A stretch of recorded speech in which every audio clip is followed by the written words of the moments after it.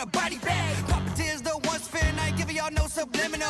Country that we're living in is ran by war criminals. America's a terrorist, I stare into his eyes. The devil's in the television wearing a disguise. Journalists, they tell the truth, that life it gets lost. Ironic, freedom of speech, it comes with a cost. War, yeah, these people tryna murder me, yeah. Yeah, the government's scared of me, yeah. Yeah, these people tryna murder me, yeah. And the government's scared of me, scared. That's some third world problems you ain't know, you ain't know. That's some third world problems you ain't know, you ain't know. That's some third world problems you ain't know, you ain't know. That's some third world problems you ain't know. Mentiras, mentiras, el gobierno te vende mentira. La migra, la policía, la misma porquería. Porque hay niños muriéndose de hambre. Que todo el pueblo se despierte y se levanten adelante. To the kids that be living the street, and the kids that are wishing to be in a nice old house with a white big investments out where it actually sees. Yeah, you're privileged cause their children not that dying there alone. That's some third world problems that you never ever know. La feminicidia y matar a todas las niñas. La culpa no era mía ni dónde estaba ni cómo vestía. La feminicidia y matar a todas las niñas. La culpa no era mía ni dónde estaba ni cómo vestía. What? Yeah, these people tryna murder me, yeah. And the government's scared of me, yeah. Yeah, these people tryna murder me, yeah. And the government's scared of me, scared. That's some third world problems you ain't know, you ain't know. That's some third world problems you ain't know, you ain't know. That's some third world problems you ain't know, you ain't know. That's some third world problems you ain't know.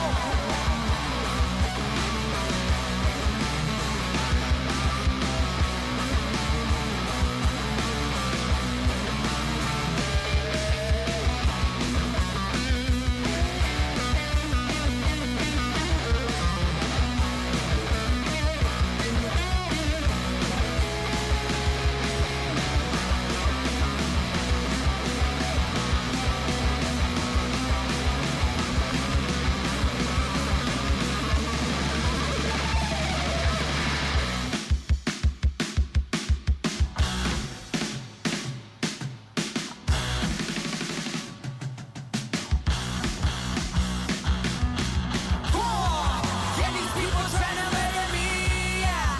Yeah, the government's scared of me, yeah. Yeah, these people tryna murder me, yeah. Yeah, the government's scared of me, scared. That's some third world problems you ain't know, you ain't know. That's some third world problems you ain't know, you ain't know. That's some third world problems you ain't know, you ain't know. That's some third world problems you ain't know.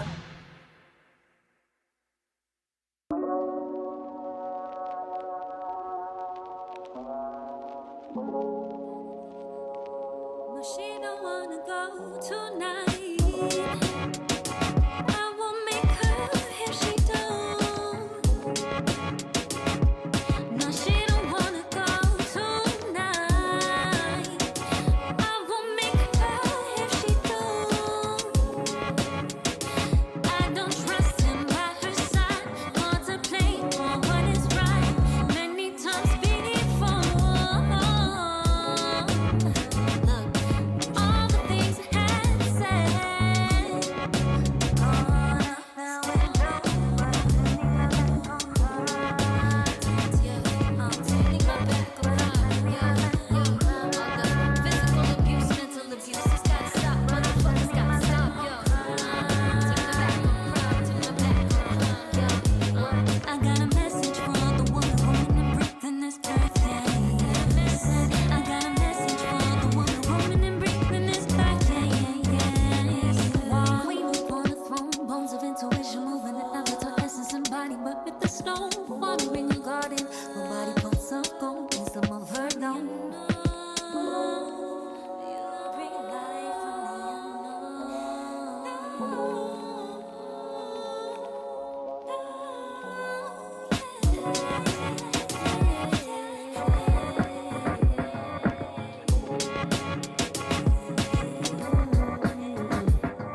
I'm a woman straight, never give up. Force my trials and my troubles. See day to day, the time you seek, the light in you, the light in me.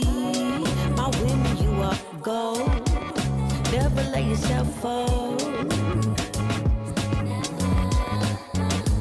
See, creation's all mastery. Protect all. mothers and daughters. Creations are artistry. Protect our women of colors. Our women of colors.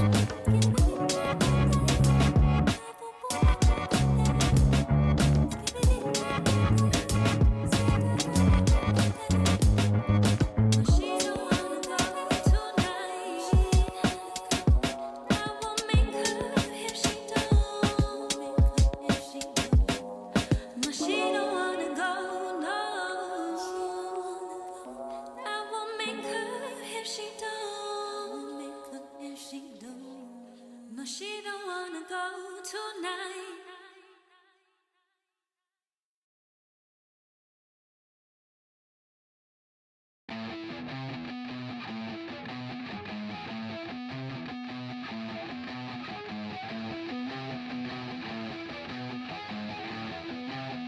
It's a lovely area before you come here, lovely.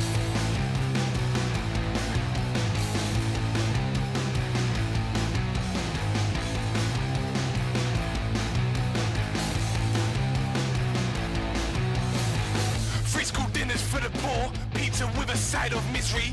Teacher said when I leave, no one here will miss me. Didn't know I was a sinner, but if they say so, well I must be. Big lips, white nose, God knows no one will trust me. Mum don't look like me, but thank God she still loved me. Neighbors called me nigger, told me go back to my own country. Said since we arrived, this place has got so ugly, but this is my fucking country, and it's never been fucking lovely. We live in a pyramid, we live here. We live in a pyramid, we live here. Give it the big and round town, have a drink and puff your chest out. Not a racist, you're just proud. Why should you be left out? The fairies get a march, and the knickknacks get a month. We've got the right to vote, I mean what more could we want? Free to go where I like, if I look like I belong. If not, fuck off, go on boy, move along. Remember Stephen Lawrence, he too was free to roam. 18 years old at the bus stop, murdered on his way home. We live in a pyramid, we live here. We live in a pyramid, we live here. The first time I was called nigger, I was about 7 or 8 years old. I was playing across the street and one of the older kids called me. I went home for bath time a little later and asked my mum what it meant. My white mum, she told me it was a bad word. We live in a pyramid, we live here. We live in a pyramid, mate. We fucking live here, you cunt.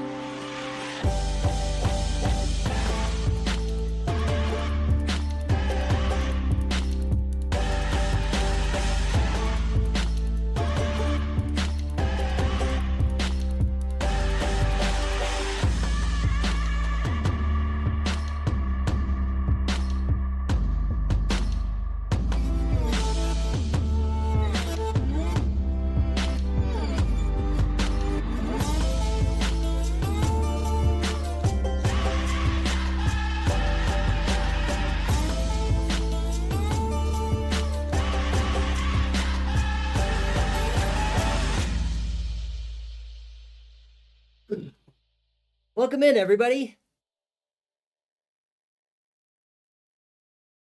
Right. Good to see you all. I hope you're having a fantastic day. Look at that, my closed captions are working. It looks like, oh, I forgot to do the starting soon thing, but now we're starting, so it doesn't matter. I got that. Oh, I need to switch over to this and then make sure that this goes live so that we'll be live on YouTube rather than cutting off the first 40 minutes of the stream. Stream has started successfully.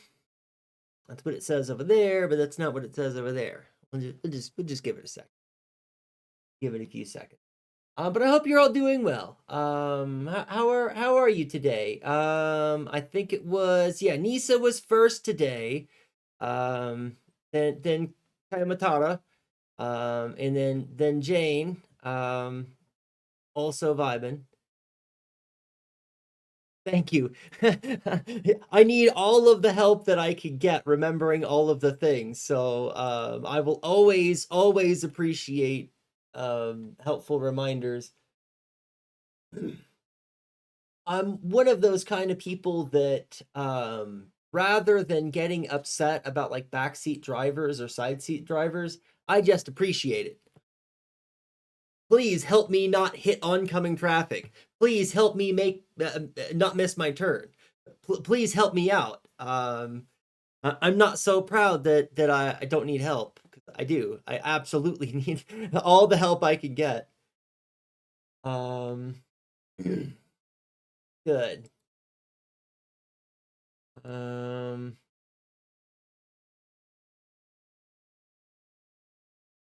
Yeah, one of those songs was completely new to me. Ina of Indigenous Cats.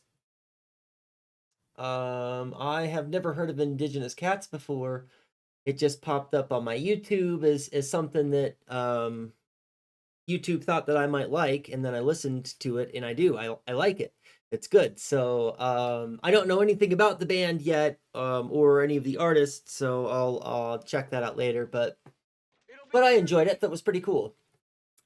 We've got some cool stuff to talk about today. We are going to be continuing the conversation very much. I know that my title is very different than the last few titles, but I would consider this a continuation. It's the same kind of conversation or going back.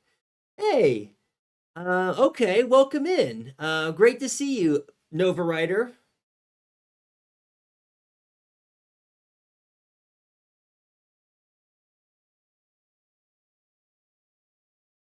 Okay, cool. Thank you for the bits. Also, that's really awesome. I always appreciate the bits. Every little bit adds up. It counts a tremendous amount. So it's great to see you, Nova Writer. I hope that you can get your account worked out soon. Good to have you in. Yes, so in a lot of ways, we're going to be continuing the same conversation. So we are still piggybacking off of the article that Kayamatara wrote, disposability as counter-revolution. So if anybody has not yet read that, I highly recommend you go and read it. We've already talked about it on stream. I wouldn't be surprised if we pull that article up again today and talk about it some more, but we'll see where the conversation goes.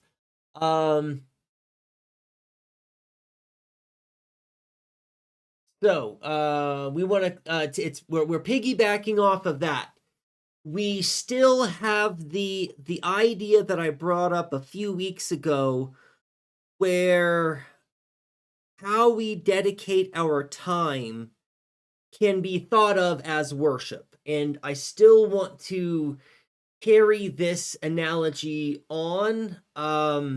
It's not really super important yet. Right now it's background. But I think that for where we are going, where I expect we are going to be going, that mode of thinking is going to be very helpful in understanding the relationship between engaging in a revolutionary activity to change the world such that that activity changes this being. We're going to be talking about prefiguration today and means ends unity. Thank you for whoever it was that brought that up in chat last week. That was perfectly appropriate. It was exactly what I was talking about, and it is exactly where we need to, Jane, thank you. It is exactly where we need to take the conversation today.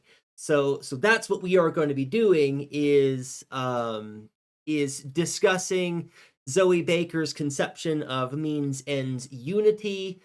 Not that Zoe Baker is the first to have come up with this idea, and not that this idea is exclusive to anarchism in general, but we haven't talked about that. I was going to use an example, but we haven't talked about that. So let me really quickly yeah. So the reason why I specifically say Zoe Baker's account is because it will be somewhat an amalgamation of various anarchists' ideas and even pre-anarchists and not anarchists' ideas with regard to this relationship of means ends unity. It is also very much a material dialectics. So a lot of the things that we have been talking about with Kaya Matara with regard to Maori worldview, that's going to be very relevant in the conversation where we're going with this regards to means ends unity. And I still want the conversation today to have a focus on disability and disposability, even though that's not in the title anymore.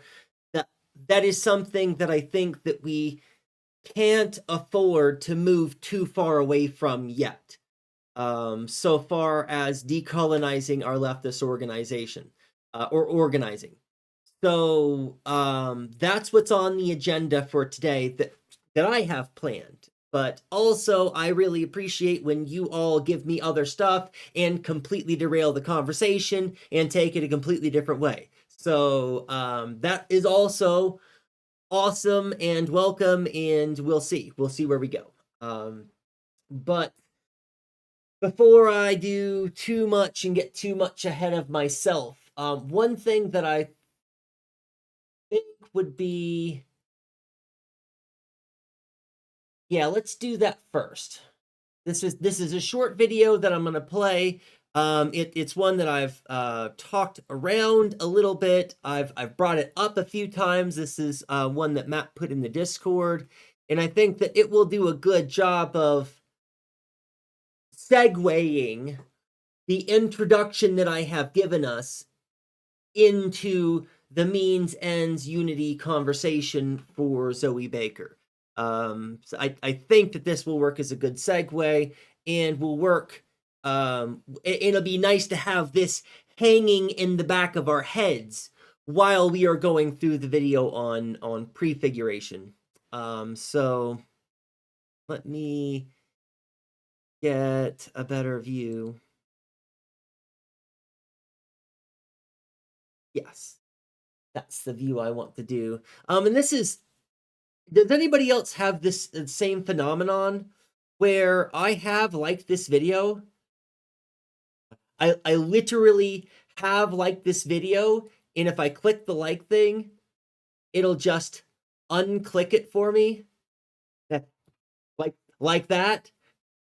I click the like, and here's my cursor over here, and it just unlikes a video. Is this a problem that anybody else has with TikTok? Literally every and any time I am on TikTok on my PC, I can't like videos, and I'm really restricted in the kinds of things that I can do. So like if somebody sends a video to me or puts it in Discord and I like it, I then have to find that video on my phone so that I can like it and interact with it and engage with it. It's really quite tedious. But just general complaints about TikTok. It's not a good platform. It's not a user-friendly platform. And it's kind of trash on the PC, which they know. From what I understand, TikTok is aware that it's trash to use on PC, and they just don't want people to use it on PC. From what I understand. But yeah, gladly, good. Also, Jane, while I'm thinking about it, you had mentioned on the last stream that you are unemployed as a form of boycott. And I was curious about it, and I wanted to ask more at the time.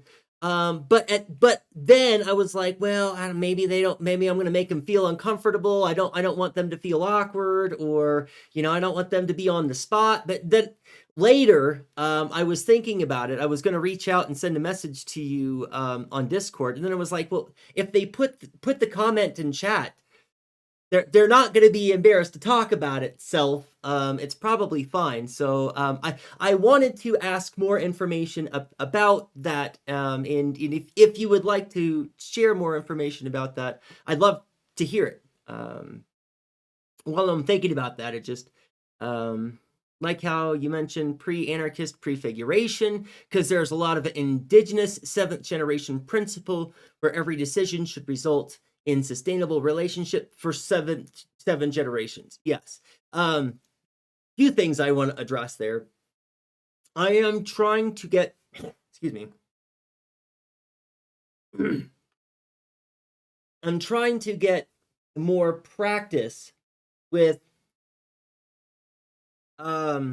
expanding the way that I think and speak about philosophies in general, so that I am not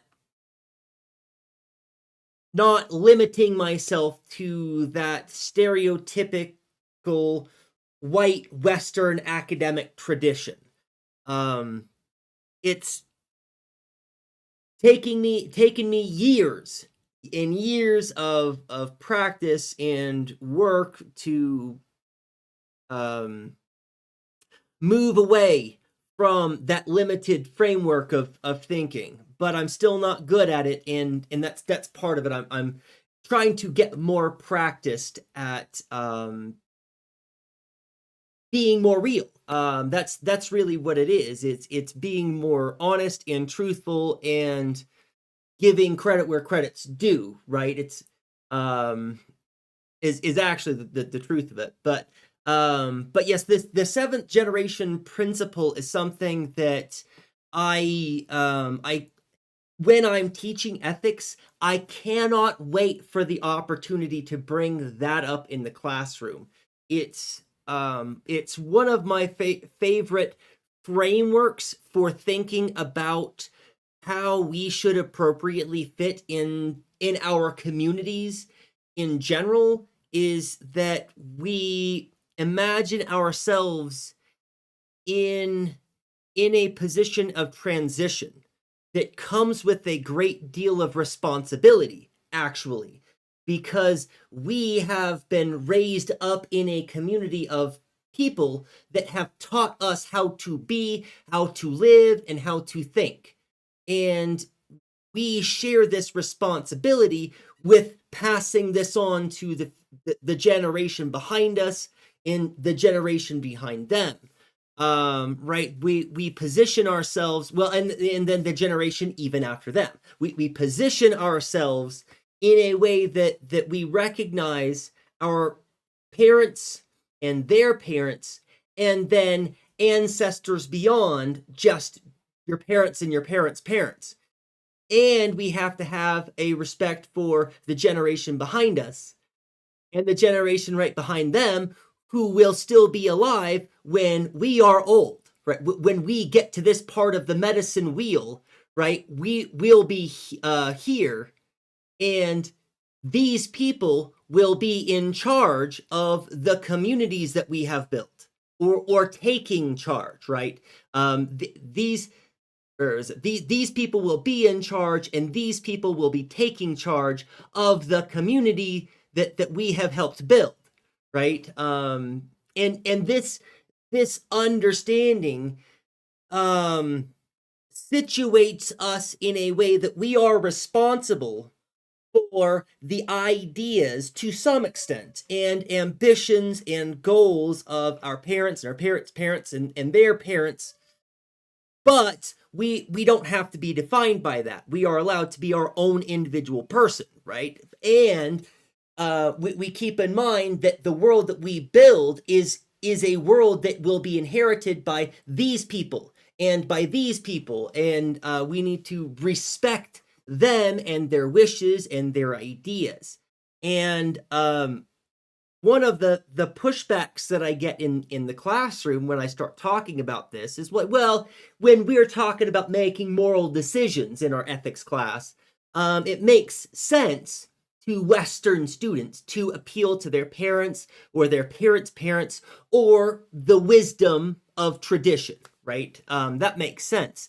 But appealing to younger generations is something that's kind of, well, those are children who don't have a responsible understanding of the world. And they don't in a Western society that treats their children like they can't have any responsibilities and that they can't make important decisions. They don't understand how to be in the world, which is really insulting, which is really a terrible way for us to treat our children, is that they don't deserve respect and that they don't deserve the opportunity to learn and grow and to make their own mistakes and to be included in the decision makings that will literally impact them tomorrow, right? There's this disconnect where that Western mind doesn't want to. And one of the things that I bring up is that if you ask a classroom of college age adults what we should do about important moral, ethical issues like homelessness, you are going to get a myriad of very complex and nuanced answers. If you ask a classroom of 6 and 7-year-olds what we should do about homelessness, you're going to get one answer.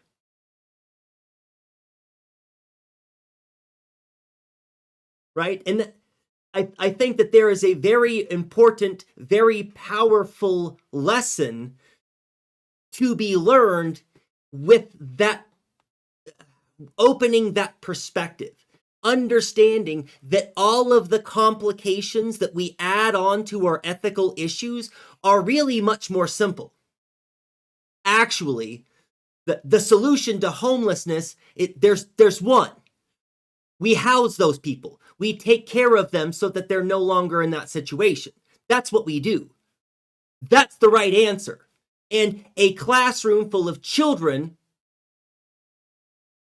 don't need any guidance or don't need any coaching. They don't need textbook understanding and to do a bunch of research at all to understand the right answer. And that there is only the one right answer, that we should be taking care of those people. That's the answer. And a classroom of children can just come to that realization. Also never been employed. Okay. Also, I've cool. Never been employed nor ever had a bank account. Oh, awesome. So I'm like, let's see what is possible considering that. Never had a bank account at all. Are you a completely off the radar kind of person? Like you've got a social security number, but like there's nothing attached to the social security number. And never been employed. That is really quite interesting. That that's a difficult feat to accomplish, to exist in this capitalist society and to not ever have had a job is kind of remarkable, pretty awesome. Have an ID. Okay, right. So not nothing. You got an ID. Yeah, but ID, but not driver's license. Okay, which is cool. Driver's licenses aren't that important. I have to have one because I live out in the middle of nowhere, and the closest town is 40 minutes away. I have to drive. Though, I mean, I'm out in the middle of nowhere and I never get pulled over, so I don't really really have to have the driver's license. Technically, I could probably get away with it if I was careful enough. But that's also running a risk that's kind of not worth it. Does Donald Trump response to Charlie Kirk's death illustrate the Machiavellian principle that tragedy must be weaponized to maintain authority, or does it reveal the limits of political morality in populist governance? I was gonna immediately go with the first one. I don't know that it must be weaponized, but it always will be. In the way that when it comes to like day trading, or when it comes to business transactions in general, nobody leaves money on the table. That's just something that's true of business. Nobody leaves money on the table.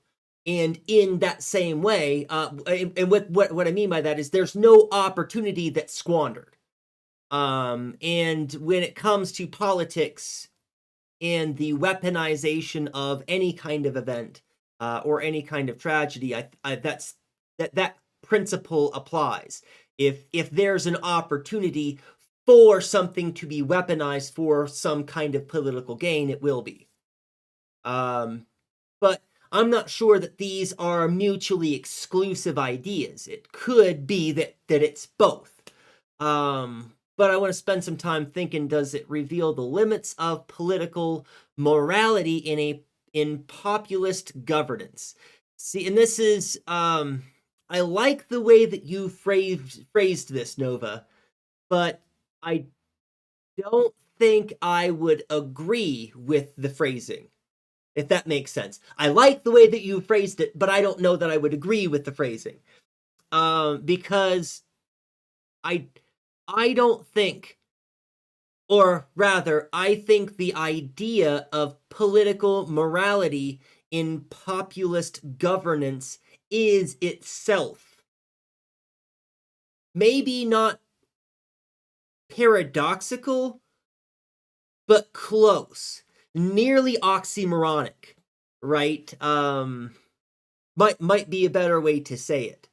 That I think the idea of a political morality in populist governance is itself a mythology. It is an illusion. It is a falsehood which presents itself as though it's something that's real. And that's actually perfect. And this is how I think I would like to start thinking about what we call freedom. And this is alluding back to the conversation that I had on my last stream, where I was rambling about that the difficulties of having conversations about freedom and about rights in the realm of rights discourse is nearly impossible. And it's nearly impossible because of how alienated we are in our current material conditions from an existence in which we actually have freedom. And we are so deeply mediated with this idea. And I started to talk about this, that even when Marx started to talk about this, Marx is critiquing a violently oppressive and manipulative social organization that from the inside. He's critiquing that system from the inside, and so must use the tools and resources of that oppressive, manipulative system. which is why we have a lot of problems using that language or using rights discourse language in general, is because of this the massive amount of alienation that's there.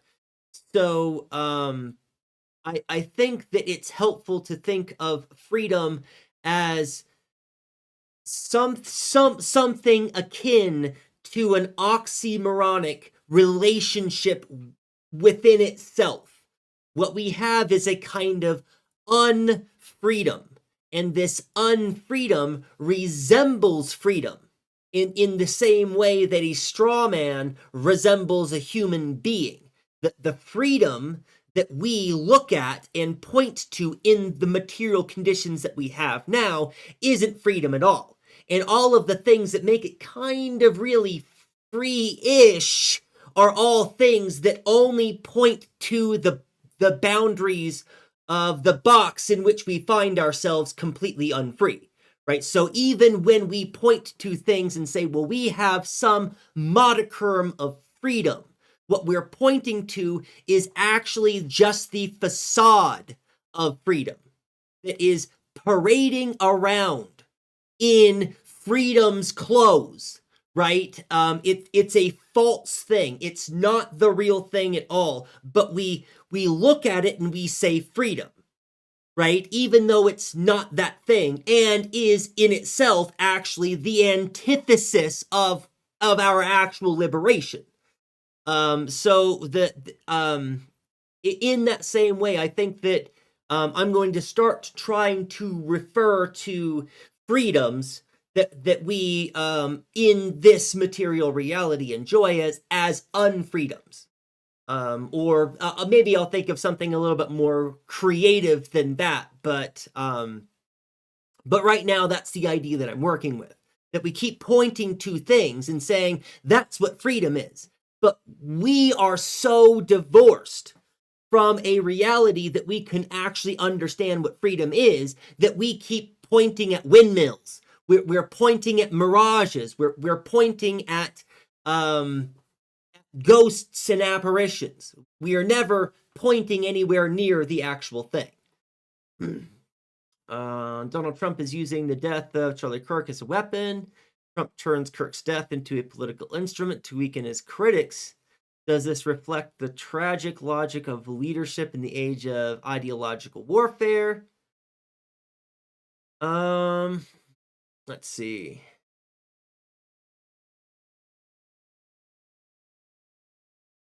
I don't think that any way that Trump can weaponize Kirk's death beyond this point will actually work in any meaningful material way to weaken Trump's critics.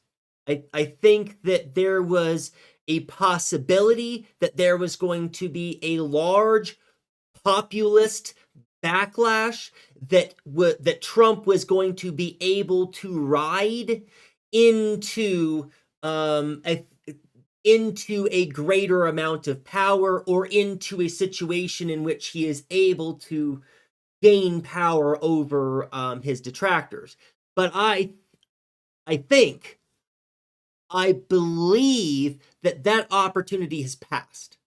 I think that there was a growing wave, a growing populist wave that Trump could have ridden in the wake of Charlie Kirk's death to something like you're talking about. But I think that opportunity is past. Two most important freedoms are, in my opinion, the ability to dissociate from and associate with a system without the system causing harm to you. Good, Jane. This is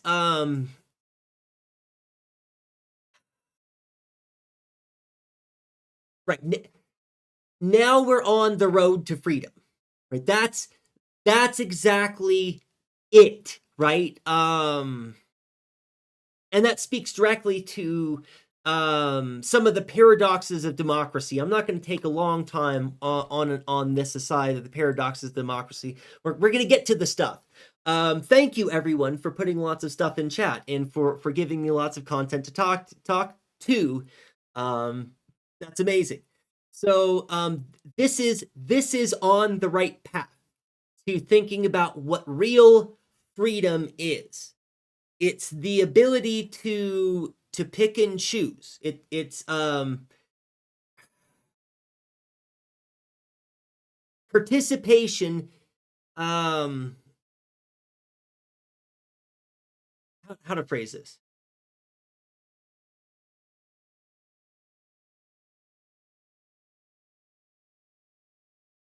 Any system that does not allow you to opt out is necessarily coercive, even if that system is for your own good, for your own sake, for your own benefit.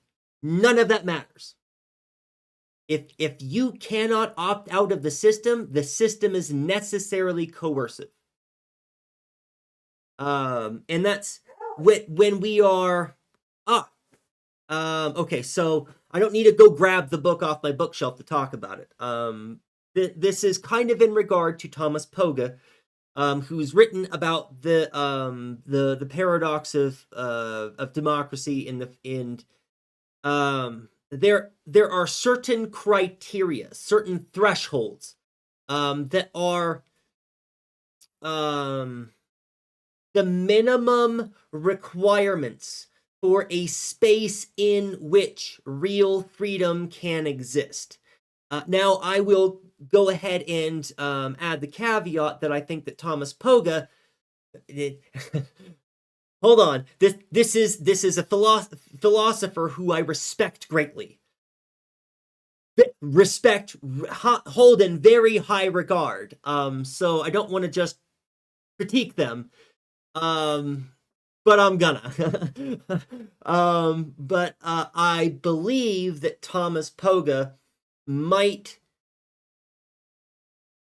run into many of the problems that are prevalent in rights discourse in general, in that well, actually there's two critiques that I'll give. And I think that Thomas Poga arbitrarily prioritizes certain values, and so has built certain kinds of value frameworks which value certain kinds of things. And I think that some of those value frameworks might be mistaken, right? That they might be patriarchal, they might be economically based towards capitalism, that they might presuppose efficiency and productivity as good, right? The kinds of stereotypical Western frameworks that are stereotypically mistakes, or have, patriarchy, racism, colonial ideas baked into them. And I think that's probably a reality. Now, I will also say that Thomas Poga is aware of that kind of thing and does make great strides to try to avoid making those kinds of mistakes, but probably still does. And I should be a little bit more clear. I'm talking about the book Politics and Justice and the Politics of Difference, which is nearly 2 decades old now. So it's the critiques that I am lodging against Thomas Poga are kind of dated critiques, and I believe the philosopher Thomas Poga probably has accounted for a lot of that and is aware of a lot of these kind of framework mistakes. But the other critique is closely related, right? I think that Thomas Poga does not do a great enough job of looking at pre-Western philosophies, looking at different civilizations throughout time to understand the myriad of different organizations that have existed for better or worse. Now, this critique is also a little bit weak in the fact that this is also something Thomas Pogge is aware of and has tried to address, has made sweeping steps to try to avoid. Right? Has done in research on indigenous peoples and indigenous ways of life, and has looked at different kinds of monarchical structures. Typically, is what Pogge has been interested in. So has surveyed some, but at the time that they had written the book, hadn't surveyed enough. So I think that those are two massive critiques that we can have about Thomas Pogge. But I think that the thresholds, while there might be some critiques to have about some of the other thresholds, this has been a really long, really long-winded way of getting around to the point. But I think that free association and the right to opt out is a threshold that is used to describe this idea, and it's important to note that Thomas Pogge doesn't suppose that freedom is the kind of thing that can be imposed. Rather, it's the kind of thing that it's something that requires space be made for it. You can't create freedom. You can open up the space which enables people to take upon themselves their own right to self-actualize. So that is an important distinction that I think is an important clarification, that we can't make freedom. We can't create a system in which freedom is a thing that we have. We can't make a system in which freedom is the thing that we have.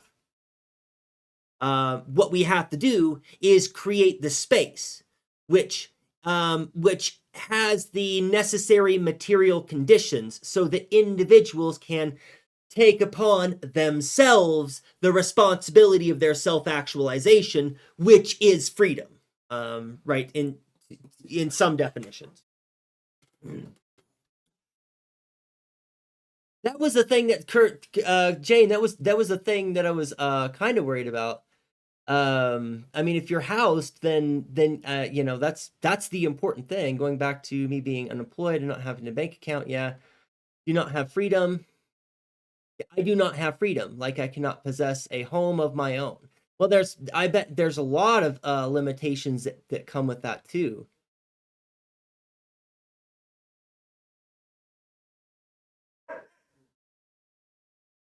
Not having a bank account, and it's almost, well, it's almost impossible for me to realize what that existence is actually like. I keep trying to imagine, and I keep trying to, but it really is in a very important, very real way, epistemologically unavailable to me. Right? So you sharing your story, your account, your situation with me is the closest I can get to really understanding it in any real meaningful way. So thank you for sharing. Okay, slightly off topic, but still relevant to freedom. But my next topic is called Why Maori Don't Vote. And in it, I will be talking about how white liberals put so much emphasis on voting because it allows them to transcend many issues, like a helicopter in a flood. But when you're in a marginalized ethnic group, at best, your vote is like driftwood in a flood. For white liberals to pretend our votes have equal value to theirs is to pretend the system is already equal, right? To presuppose meritocracy, which we don't have. It's already equal, but why would they be liberals who claim to, right? who claim to address inequalities. It is a contradictory ideology.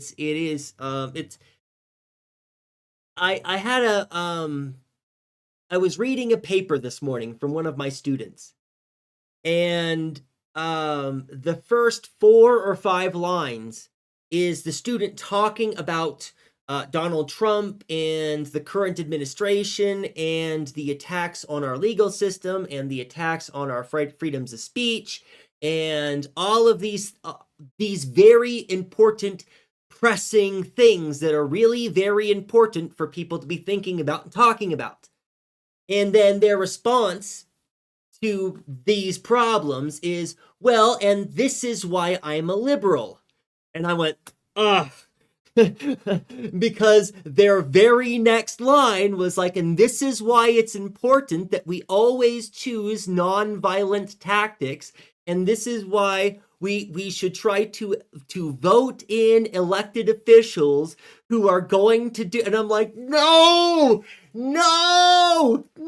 you were so close. But I mean, what can you do? You can lead a horse to water, but you can't teach a student not to be lib. But yes, and that's it's so funny that particular student is, white liberal, and goes on to, right, that in their explanation, it's very clear to me that they are examining their own biases, right? But they are looking at, because that's part of the assignment, but they're only looking at a white perspective from a white perspective. That they didn't bother to look at other perspectives and to evaluate their perspective from the perspective of other perspectives. No. That takes a lot of work, and nobody wants to critique themselves from some other perspective. So, but it's such the liberal thing. It's the liberal lines.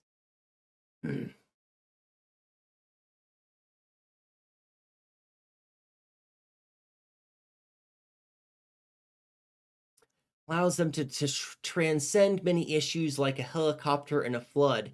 And that I think really does do a good job of describing the reality in my class that I was teaching yesterday, which is a lot, it's on Zoom.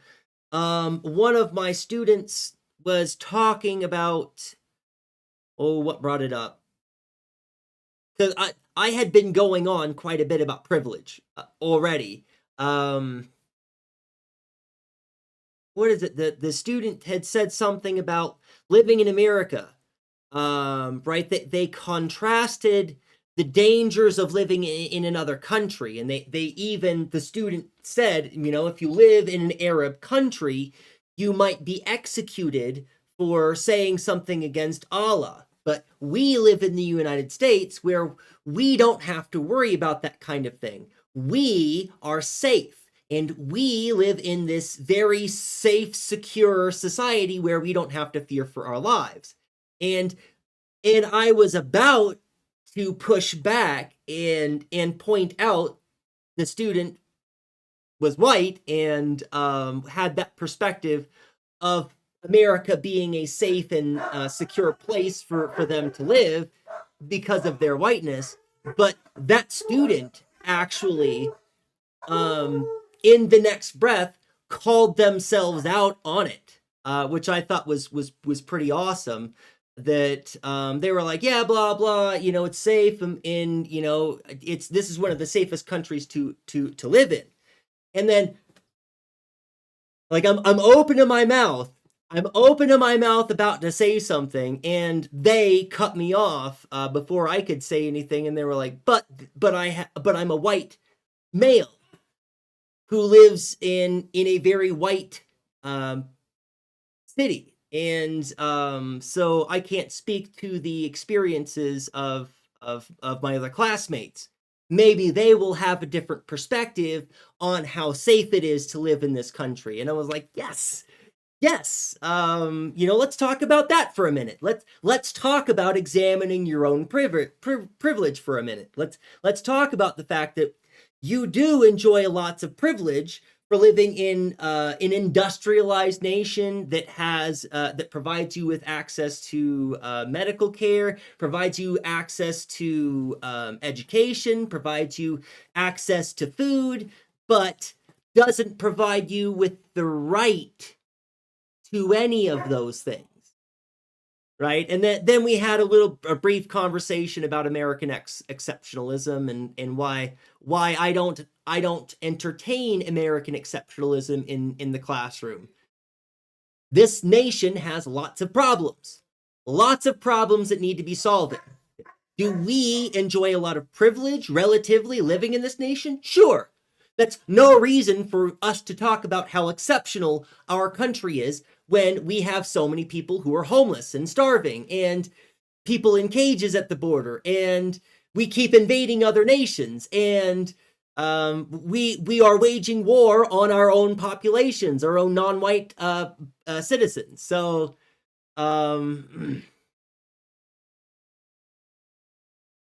I've only voted in one election cycle last year, and yeah, I'm already done. It's. I think I've talked about this before. When I first became an educator, I was really gung-ho about getting the kids out to the polls. And, I would bring the voter registration forms to the classroom. If you don't have it here, I was really trying to get everyone to be, your civic duty, go do it. After about 3 or 4 years of teaching, started to dawn on me the reality that it's they're not doing any good. I'm not doing any good. Electoralism is not doing any good. Liberals are like, we can vote out fascism, but forget the fascism was voted in the first place. Well, and has been over and over and over and over again, Jane, all throughout history. I mean, think about all of the fascist leaders that you know.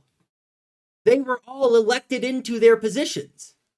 Probably. It's possible that you know about some of the fascist dictators who weren't, but the vast majority of them have been. The vast majority of them have been.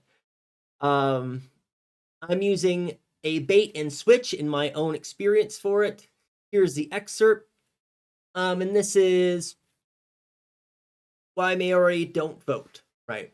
An explanation for why Maori don't vote. Okay.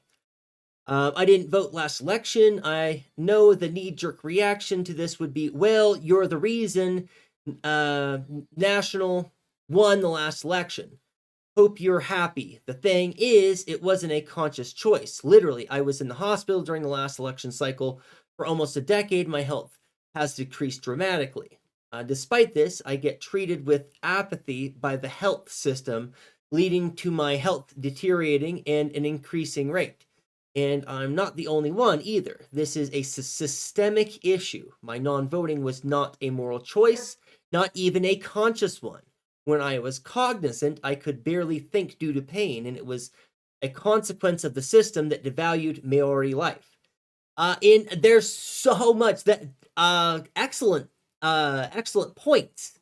First off, I'm sorry about the medical stuff that you're going through, and I'm sorry that our medical system has failed you so tremendously, which is unfortunately kind of typical for where we live. But yeah, there is an awful lot here, right? When we talk about real freedom, so right, the way that I was talking to the student, right? I was talking about all of the privileges that we have here in the United States, access to food and access to education, access to healthcare. We don't get any of those guarantees. And likewise, here in the United States, we have technically we have access to political participation, except that for the vast majority of actual Americans, they don't, right? Because they work several jobs, and those working several jobs takes up all of their time so that they can't take time off to go to the polls. That's a real thing. Not to mention all of the other people who are similarly disabled or health compromised, right? Being simply immunocompromised makes it really hard to go to the polls. And if you live in a state where they're trying to restrict voter rights so that you can't do mail-in ballots or can't do any kind of absentee ballot, or you have to physically show up to the poll, well, what do you do when you're immunocompromised? You probably don't go to the poll because it's not worth risking your life to cast a vote that's probably not going to matter anyway. So it's it in the way. So, and it's a lot of the time when we think about rights, or when people talk about rights, this is especially true of people on the conservative side, anyone who ascribes to a negative conception of liberty, is going to say, well, there aren't any laws that prevent you from going to the poll. There aren't any laws that prevent you from voting. There aren't any laws that prevent that. That's not the same as freedom. That there are not laws restricting you from doing a thing does not mean that you have freedom to do the thing, right? There's no law preventing me from moving, but I can't afford to just move, which, as quick aside, I'm going to have to anyway soon. Whoever owns this this property has decided that they don't want to do that anymore. So soon I will have to find other living arrangements.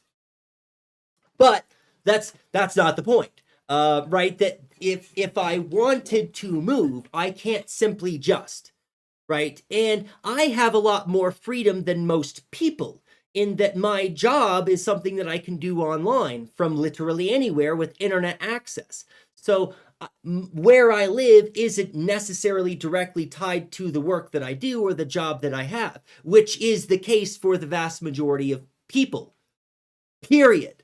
Not just Americans. You live where there is the work that keeps you gainfully employed, right? That's what you do.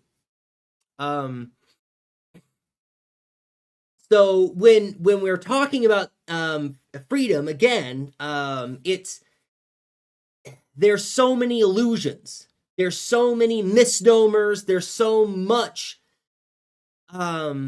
that just doesn't get taken into account.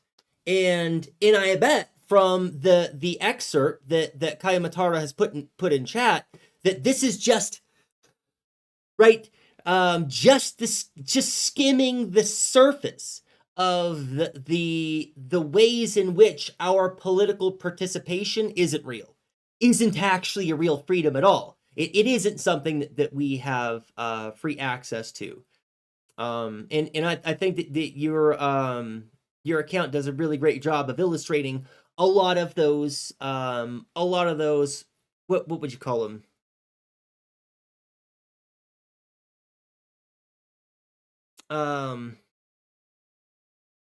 A lot of the specters that give us the impression that there's really something there. It's arguing non-voting is often a consequence, not a choice, especially for the marginalized. Yeah. Well, and something else too that I always think about when it comes to voting is that that people say, well, if you didn't vote, then you don't have any right to complain. Or that's that kind of attitude, which I think that it should be the case that if you have a general election, for example, and like 20% of the people vote for one candidate and less than 20% of the population vote for the other candidate, and over 40% of the population don't show up to vote at all, that instead of us picking one of those shitty people that almost nobody voted for, I think that we should reevaluate and go, well, if nobody wants these candidates, everybody stayed home, maybe we should do something the fuck different. Instead of putting in somebody that almost nobody voted for. Right? Which is what we do. My city just signed orders in preparation for the National Guard being deployed here. Oh no, Nisa, I'm so sorry. One being that federal agents may not wear masks. Oh, okay. That's good. Never mind then. If federal agents may not wear masks. Well, does that... Right, that would include all of ICE, but wouldn't require law enforcement if the police are going to be on your side. So yeah, we'll see. I've never voted. Feel how you want to about it. Yeah. Yeah, I mean, you know, I used to judge when I was younger, and when I didn't have a good when I was a lib, when I was a baby lib, I used to judge people for not voting, but now I don't. I really, not abstaining from voting is the only moral choice, really, for a lot of people. And there's, I say a lot of people, there is some complexity to this. So there are times where I have lived in a state that has been kind of, you know, on the cusp of being red or blue. And it has come down to the difference of a few hundred or a few thousand votes. And in those instances, it's hard to say that people on the left shouldn't show up to the polls to try to vote for somebody to get the state to be blue.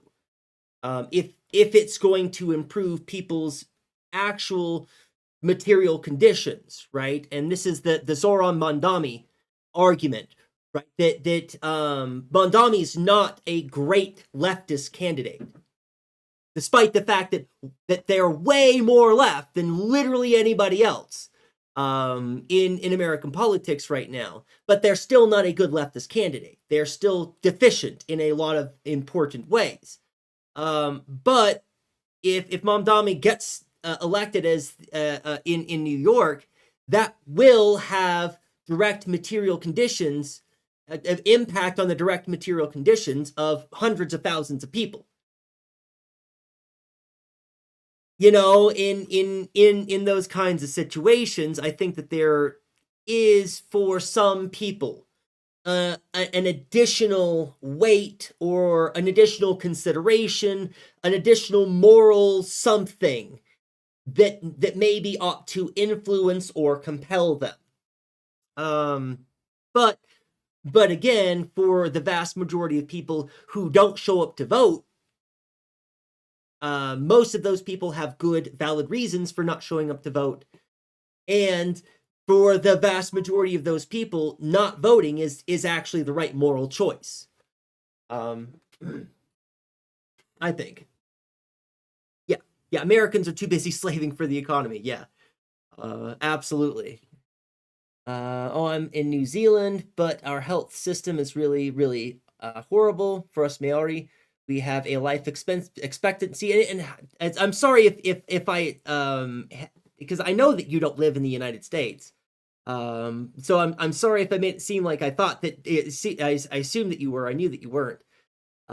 We have a life expectancy of 7 years less than New Zealand Europeans. At one point, our life expectancy was as low as 26. That is just dastardly. That's how horrible we've been treated by the health system here for the last century and a half.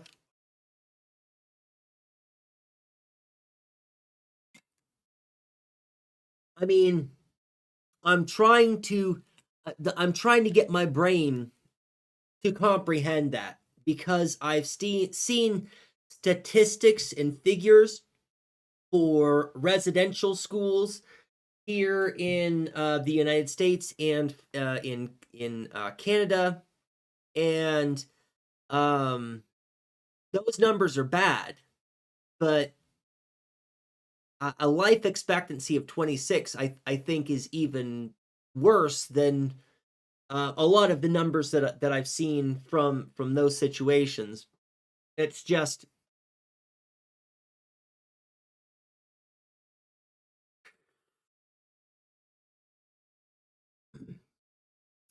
heavy as fuck, right? Yeah, it's still colonized land, so I'm like, let's improve material conditions directly. Well, and I mean that's what we need to be doing. And that's we'll get to the videos in a minute. This has been a really great introduction to the stream and a great first hour. Great conversation. I say this an awful lot, but I cannot say it enough. I just appreciate all of you so much for showing up and just having interesting and brilliant things to say in chat. But yes, so let's improve the material conditions directly. That's the idea. That's what prefiguration is about, and that's what direct action is about. And so we'll be moving that direction soon. It's frustrating because it's such nefarious propaganda. This propaganda serves a purpose. It keeps white liberals believing in the system's fairness, because if Maori don't vote due to the structural harm, then the moral foundation of the state itself is in question. But if they don't vote due to apathy, then the system remains pure and the blame is safely contained. Right. Liberals always imagine the latter is true. Well, and when you put it that way, it really is almost as though political participation is weaponized against you, right? Where you're damned if you do, damned if you don't.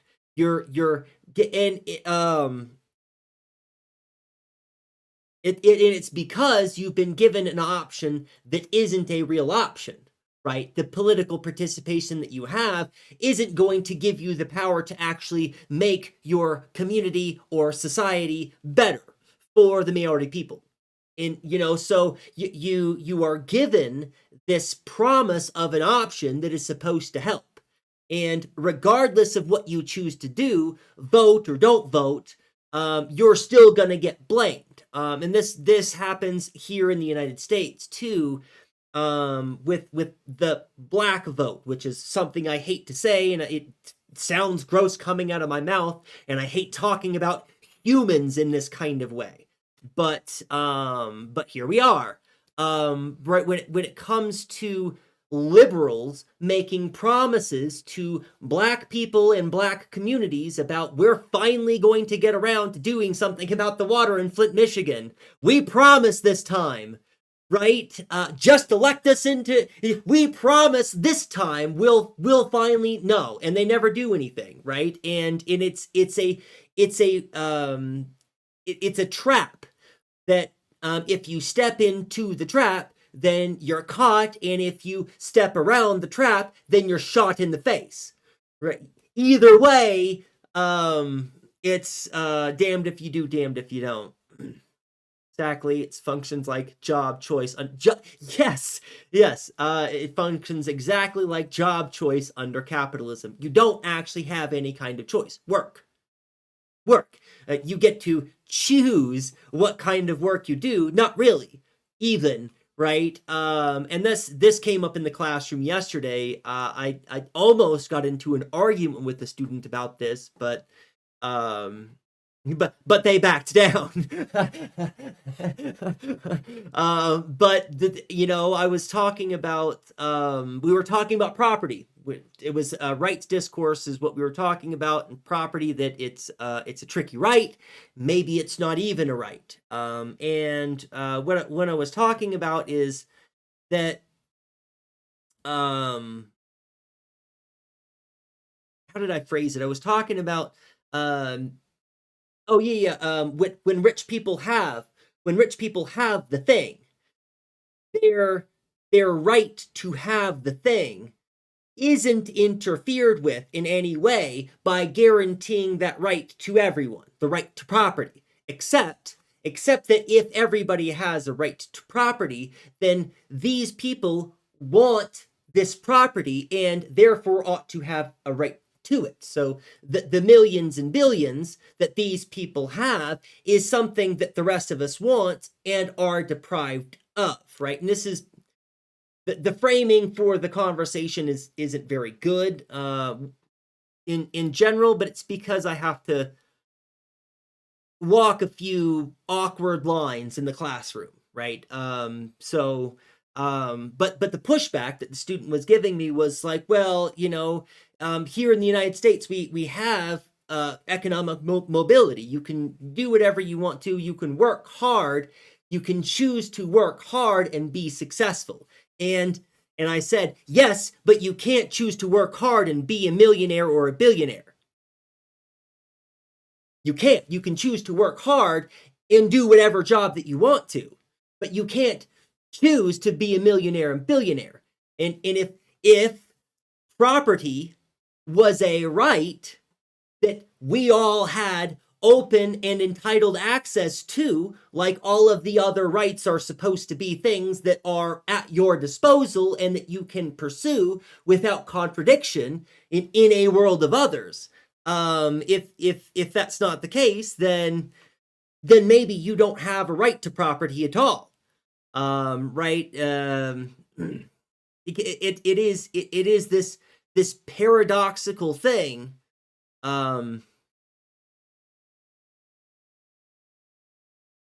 That gets people fooled into believing that they have freedom, that they have options, that they have economic mobility, that they have the ability to make their lives better, despite the fact that the material conditions literally don't exist. Like the pro-Palestine folks not voting for either Harris or Trump. Right. Exactly, Jane. And that's the right moral choice, isn't it? And it's as an ethicist, I generally don't like to say that's the right moral choice for most kinds of things, but when it comes to the act of genocide of a whole people, that's wrong, that's evil, and we should all be opposed to that necessarily. And really, anybody who is not opposed to the ongoing genocide of a people is morally deficient. That's somebody who lacks the ability to understand the material conditions of the world in which they live to such an extreme degree that they might give up their own fucking rights. And some of them do, right? These are the kind of people who are women who go to the polls and vote for Republicans to take away their reproductive rights. That's a real thing that real people do. Wild.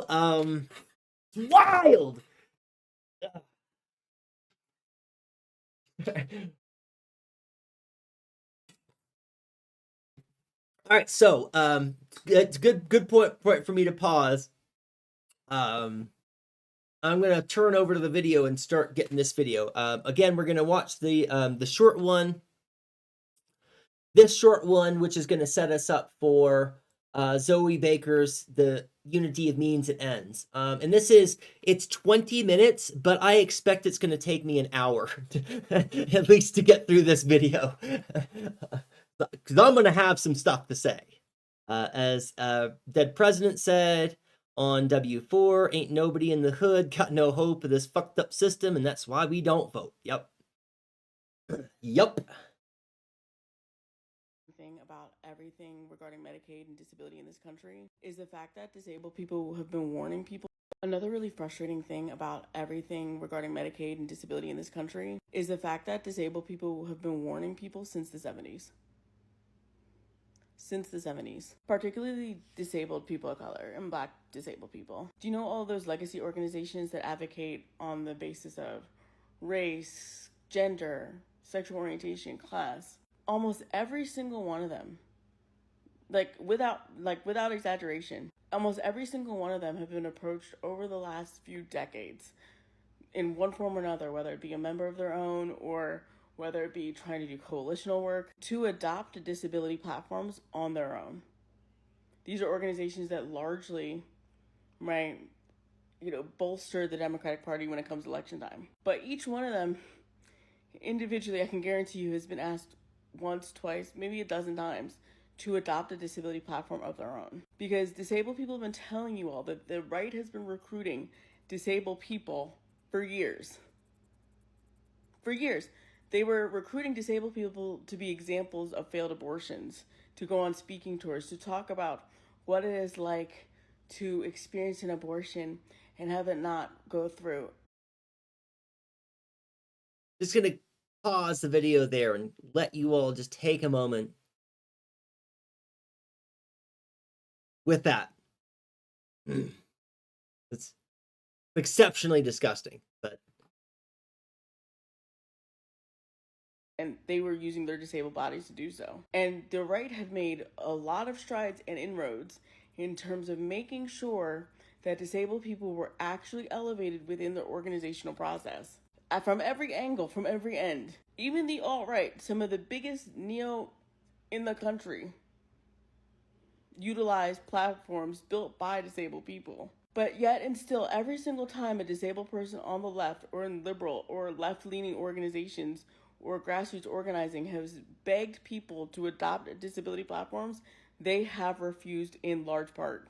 Some of the stories I have heard are devastating, disgusting, in the ways in which disabled people, people of their own communities, are treated for asking to adopt disability platforms. And here we are. We could have had a robust disability integration platform program since at least the 90s. In every single organization on the left or liberal leaning. Since the 90s. And I generally don't, yes, that's a video on my Discord, but I should put a, copy and paste it here in the chat anyway. Generally, I don't like to spend a lot of ideas on wishful thinking or on thought experiments that aren't going to get us anywhere. But just think about how different our material conditions might be right now. If in the 90s we had taken this seriously and we had begun to build the right kinds of coalitions that were going to treat members in those coalitions as valuable and as worthwhile contributing members that had input and that had value to bring to the movement. And imagine if we had organized in that way in the 90s, where we would be now.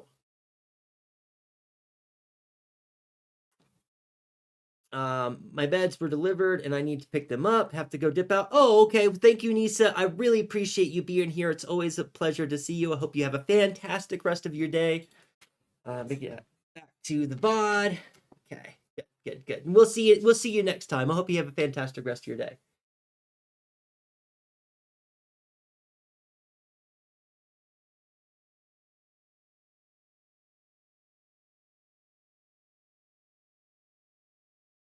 But yeah, I mean, banger. And this is spot on. It's when it comes to optics, because this is something that I mentioned before. I don't like optics conversations. I generally don't like optics conversations because we should be doing the right thing, and it doesn't matter whether that is popular or not. It doesn't matter if that gains traction or if that's going to get votes. We should be doing what's right. Period. But there is an optics conversation to be had in that, right? We are organizing against people and systems that want to do harm to us and to our comrades. Really, that's the reality. And we should be mindful about the tactics that they use, right? That's part of your material analysis, is that you need to be aware of the material world around you, and that includes the nefarious tactics used by the other side of people and organizations who are trying to do harm to you and your comrades, right? So if they are adapting strategies that help them gain populist traction because they are including marginalized people, maybe it's the least we can fucking do to also try to incorporate strategies that are going to include marginalized people and broaden our populist reach. I mean, if that tactic is working, which it has, then we should probably be aware and adopt parts of those tactics as well, right? And on the left, we just like, no, no, actually, we're going to stab each other in the back constantly. Or, right, we should at least counter message at very least, right? Absolutely. Right, that's the minimum. That's the minimum response. Absolutely, the bare minimum.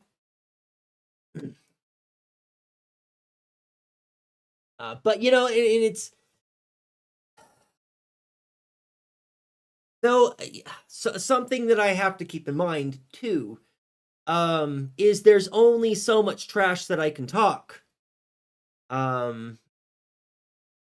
because I haven't done enough to engage in leftist organizing. But that's part of where we're going with the prefiguration. So, and that's something that still bothers me, and something that still makes me feel gross and inadequate, and like I'm not good enough.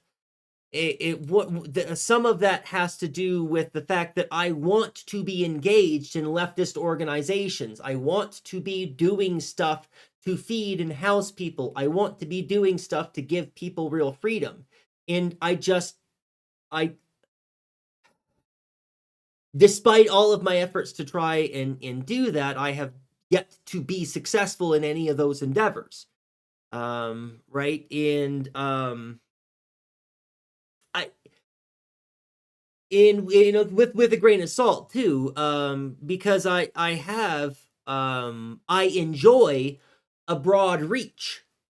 I get exposed to over 100 students every semester, right? There, I have the opportunity to work directly with people and to help people understand their own situation well enough that they can learn that they need to go and find out certain information for themselves. That's part of what I do in the classroom, is I wake people up to the reality of their situation and show them that what they can do is near them. They can find things, other information, and other tools and resources to help them understand their life better, so that they can take up the responsibility of actualizing their will in the real world, in a really responsible way. So it's not like I'm just sitting around doing nothing, right? But also, I don't know. I'm kind of rambling on. It's just part of it has to do with the fact that what needs to be done is so big, often so overwhelmingly big. And I've talked about this before, where it's part of the reason why I have a hard time to relax. I have a hard time sitting around doing nothing, or taking time for myself to just enjoy a day off. It's because there's so much work to be done. There's so much work to be done. And I spent the first half of my life not given a care. I had the privilege of being able to opt out. I had the luxury and the freedom to not care about the oppression of non-white people. I could not care about the oppression of femme-presenting persons. I could not care about the existence of trans persons. And for first half of my life, I didn't. And so in a lot of ways, I feel kind of like I'm trying to make up for that, which is impossible. It's a weird, strange, absurd expectation to have, right? But yes, we need to recreate society, 100%. If we could start from scratch, if only we could just start from scratch. But there's still so much to be disentangled. But that's part of what this is. So let's let the video play. While that's playing, I think I'm gonna grab a cup of coffee. And I'm not gonna miss anything. After my last stream, I went and looked this up. As soon as I put in unity of means and ends, in Google, it pulled up this video. And I realized at that point, I had already watched the video.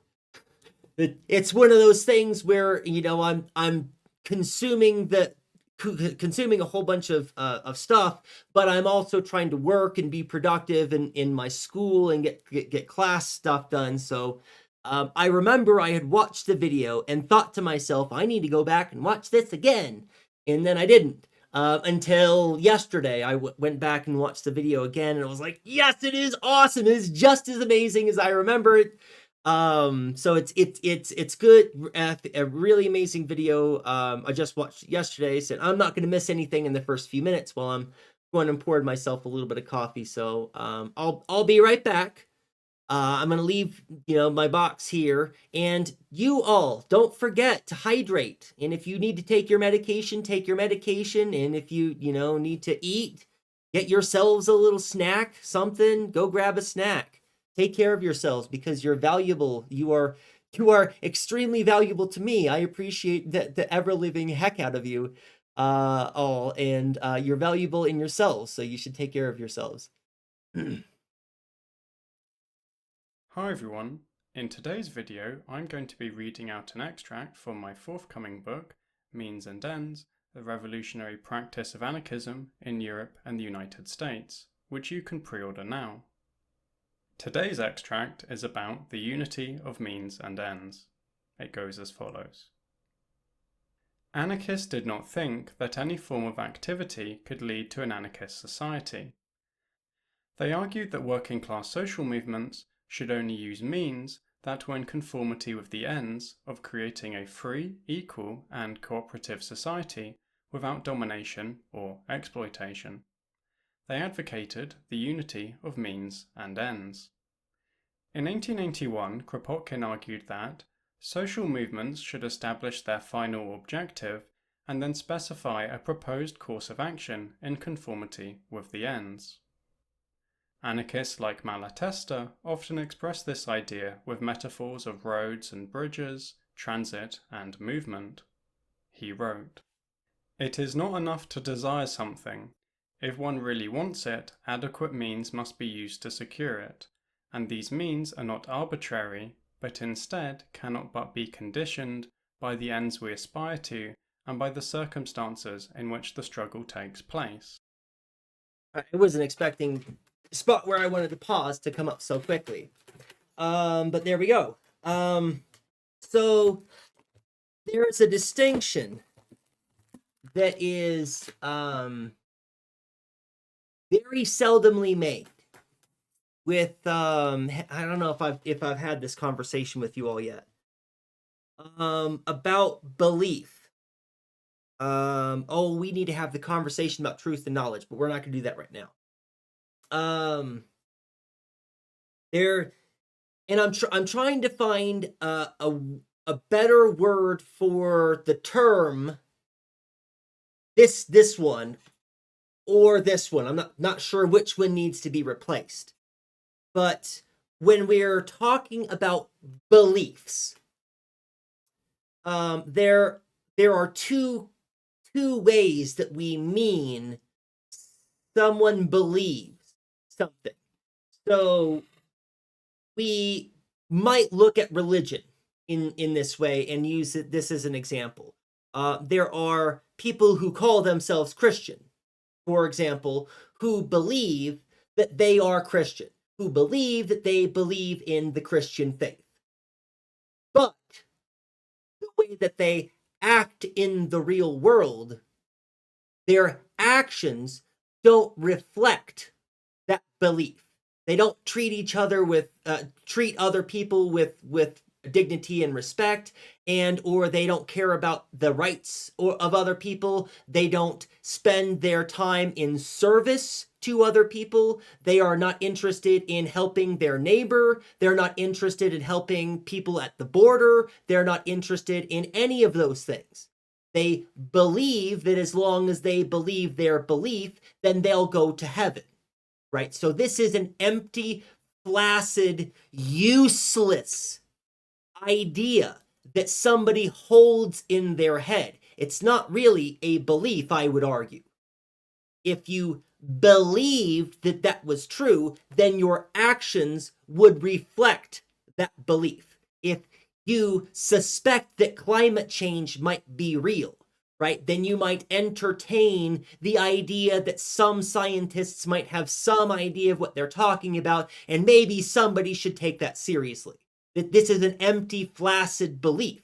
If you believe that climate change is real, then you should try to carpool and you should try to recycle, and that you should not spend money on companies and corporations that wantonly pollute. That there are things that you would do in the world that would reflect that belief, if that belief was a real thing that you actually cared about, right? And there's a lot of ways that this is real for us that we don't recognize, right? If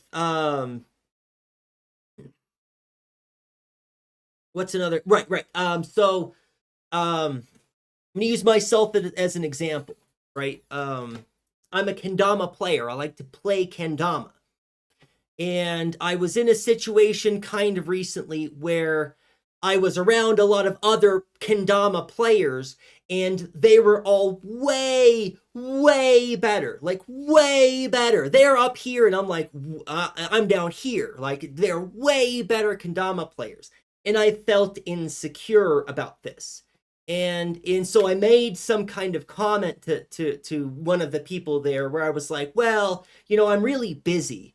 I'm a college professor. I've got a lot of stuff on my plate. I don't really have time to spend a lot of time practicing kendama. And that's not true. What I said to that person was a lie. It was a lie I was telling to myself to make myself feel better about my insecurities. Because if I cared about being a better kendama player, I could take the time to find the time and practice. And if I cared about being a better kendama player, I would. My actions in the real world would reflect that want. It would reflect that belief. It would reflect that attitude.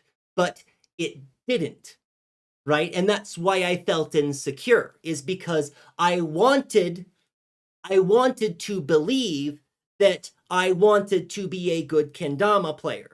But that's not true, because I hadn't spent a lot of time and energy and effort. I wasn't practicing daily, let alone weekly, right? And that's why all those other kendama players were up here and I'm down here. And that's okay. There's nothing wrong with not being the best kendama player.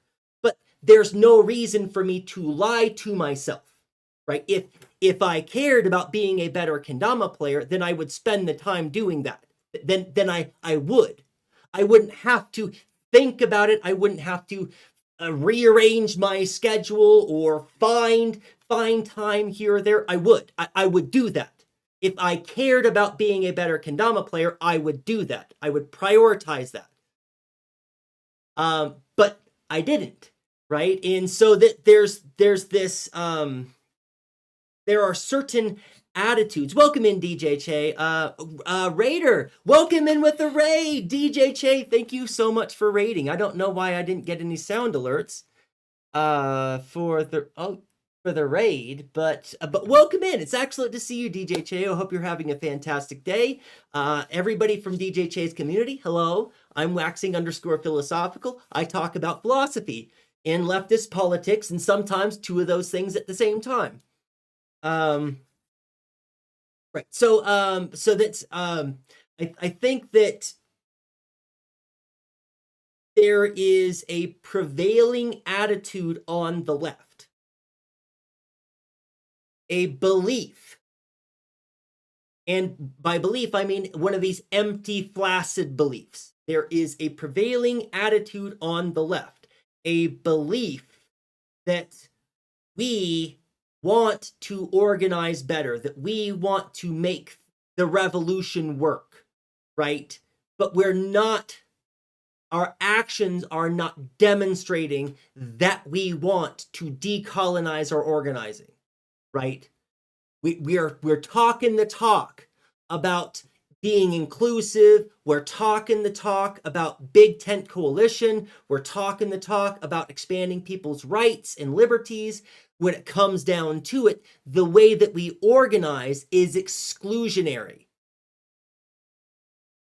And we treat people as though they're disposable, as though they're not valuable members of our moral communities, who are worthy of our time, attention, and defense, right? Our organizing isn't revolutionary, but it thinks it is. Right? In the same way that I thought that I cared about being a good kendama player, but I wasn't taking the time and energy and effort to practice and to do the things that a good kendama player would do. I wasn't doing that. And likewise, leftist organizing thinks it's revolutionary, but it's not. It's telling itself a bunch of lies about the reality of its existence. Hope that analogy tracks well. But and again, I wasn't expecting to pause the video so early on, but there we go. Minute and 25 in. DJ Che, we're talking about anarchism. It'll be anarchy. Typically, it's typical for us, and we're watching this video, The Unity of Means and Ends from Zoe Baker. Let me put this. I haven't put this in chat yet. This is the video that we're watching. Yeah. It'll be anarchy. Good. Thank you for the follows, everybody who's following. My sound alert is actually working. BDS is BDE. Excellent. Corrosive Owl, welcome in. Thank you for the follow. Appreciate you guys giving me the follow. It's great to have you here. Welcome to the community.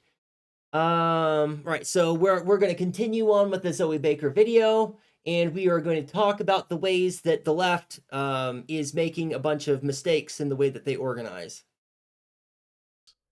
For if we ignored the choice of means, we would achieve other ends, possibly diametrically opposed to those we aspire to. And this would be the obvious and inevitable consequence of our choice of means. Whoever sets out on the high road and takes a wrong turning does not go where he intends to go, but where the road leads him. Goldman made this same point in 1922 when she argued, in response to the Bolshevik seizure of state power during the Russian Revolution, that means cannot be separated from the ultimate aim, because the means employed become, through individual habit and social practice, part and parcel of the final purpose. They influence it, modify it, and presently the aims and means become identical. Given this, revolutionary methods must be in tune with revolutionary aims. The means used to further the revolution must harmonize with its purposes. In short, the ethical values which the revolution is to establish in the new society must be initiated with the revolutionary activities of the so-called transitionary period. The latter can only serve as a real and dependable bridge to the better life if built of the same material as the life to be achieved. Anarchism's commitment to the unity of means and ends. Dang it.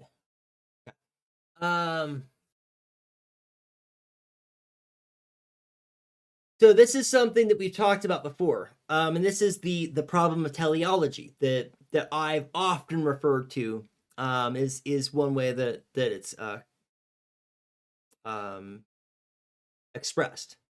Don't think I've watched this one before, but the analogy for lying to ourselves about how revolutionary our actions are is very much apt. Thank you, DJ. Appreciate that. Yes, and it's so one of the things that we've talked about on stream before is the idea of Passadism. If only we could get enough of the antagonists out of the way, right? If we could employ some kind of radical destructive strategy so that we could just, nuke a whole bunch of people so that we could start over again, right? This idea is fundamentally flawed. There is no good revolution that can come out of a plan which entails the mass slaughter of people, right?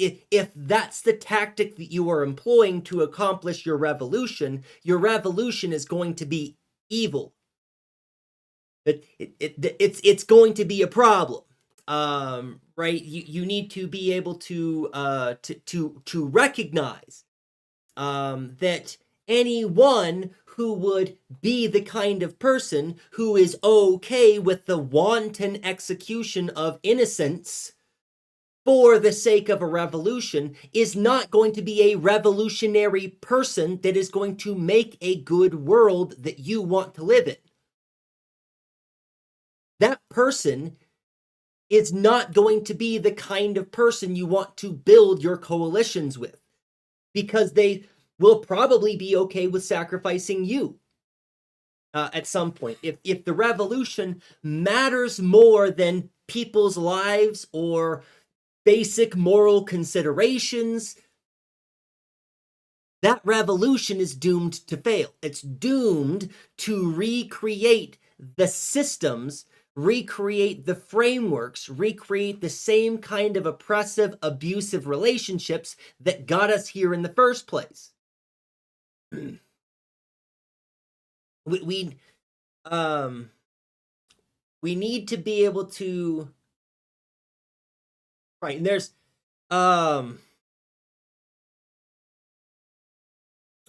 okay.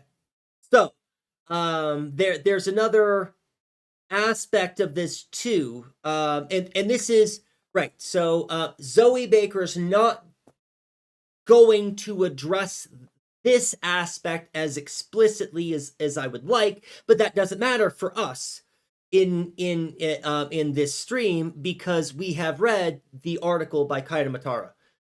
We have talked about material dialectics, and we've talked about the problem of teleology in that when we are setting out to this process, right, we have to understand that while we are going forward, when we are taking the steps to get to whatever end it is, we become fundamentally different at each step. And therefore, how we direct ourselves toward the end also changes. We have become different people in our process of working toward our telos. And as we become different people, we need to adjust and adapt our strategies to reflect our new material conditions. So there was some conversation that we had. It was the last stream, or maybe it was a stream before that, where we were talking about the need for police. So that was 2 streams ago. Or we need the need for some kind of social mechanism in place for dealing with bad actors. And then my immediate pushback to that was, we want to recreate a society that doesn't reproduce bad actors, right? And if we are including in our telos how we are directing the end, if we include in that telos frameworks for dealing with bad people, then we are probably institutionalizing the reproduction of bad people into our telos. But we can't ignore the material conditions that we have bad people to deal with right now today, right? So there is going to be a disconnect, right? We want to plan a future where we don't have to worry about criminals, right? Because criminality is an invention of the state to deal with behaviors that threatens the security of the state, right? That's what crime is. And if we are including elements in our telos for a revolution that is going to be able to deal with those kinds of things, how are we not institutionalizing those things necessarily? Revolutionize people's lives, and that's the right key right here.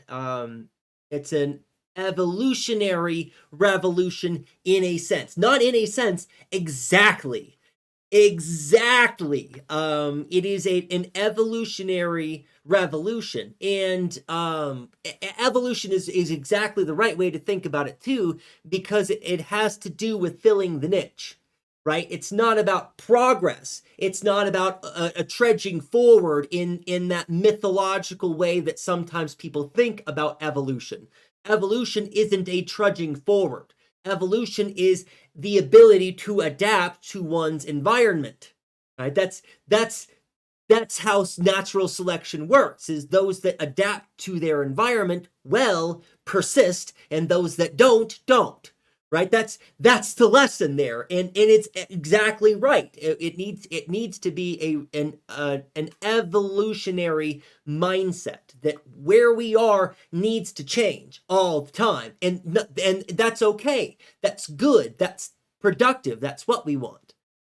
Is for the opportunity for things to change, and that requires that we need to have both the long-term goal, and we need to have immediate short-term goals that are bite-sized goals that we understand are going to change and then reorient over time as the revolution, or as we as leftist organizers grow and change and have to adapt to our new situations.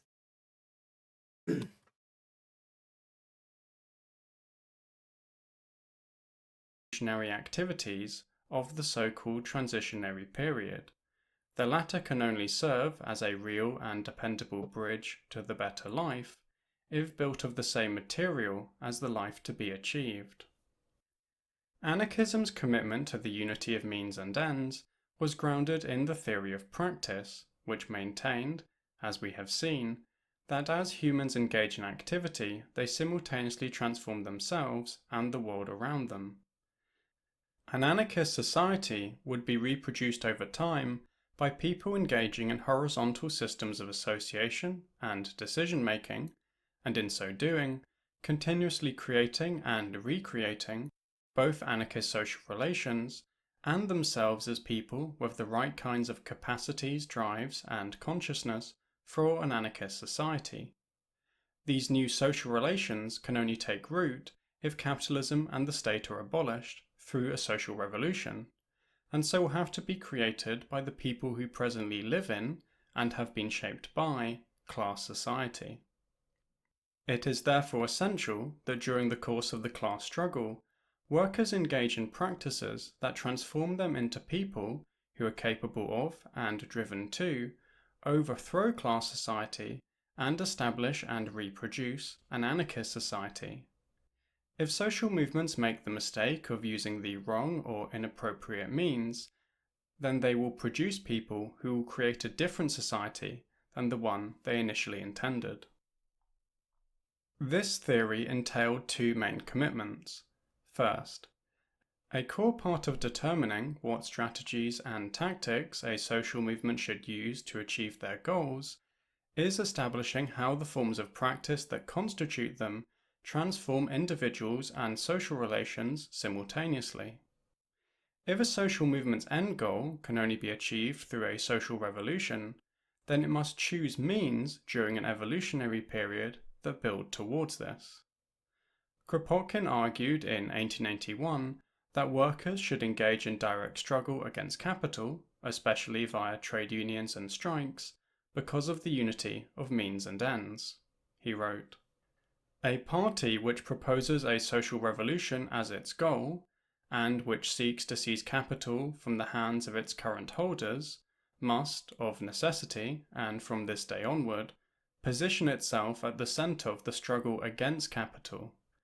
If it wishes that the next revolution should take place against the regime of property, and that the watchword of the next call to arms should necessarily be one calling for the expropriation of society's wealth from the capitalists, the struggle must, on all fronts, be a struggle against the capitalists."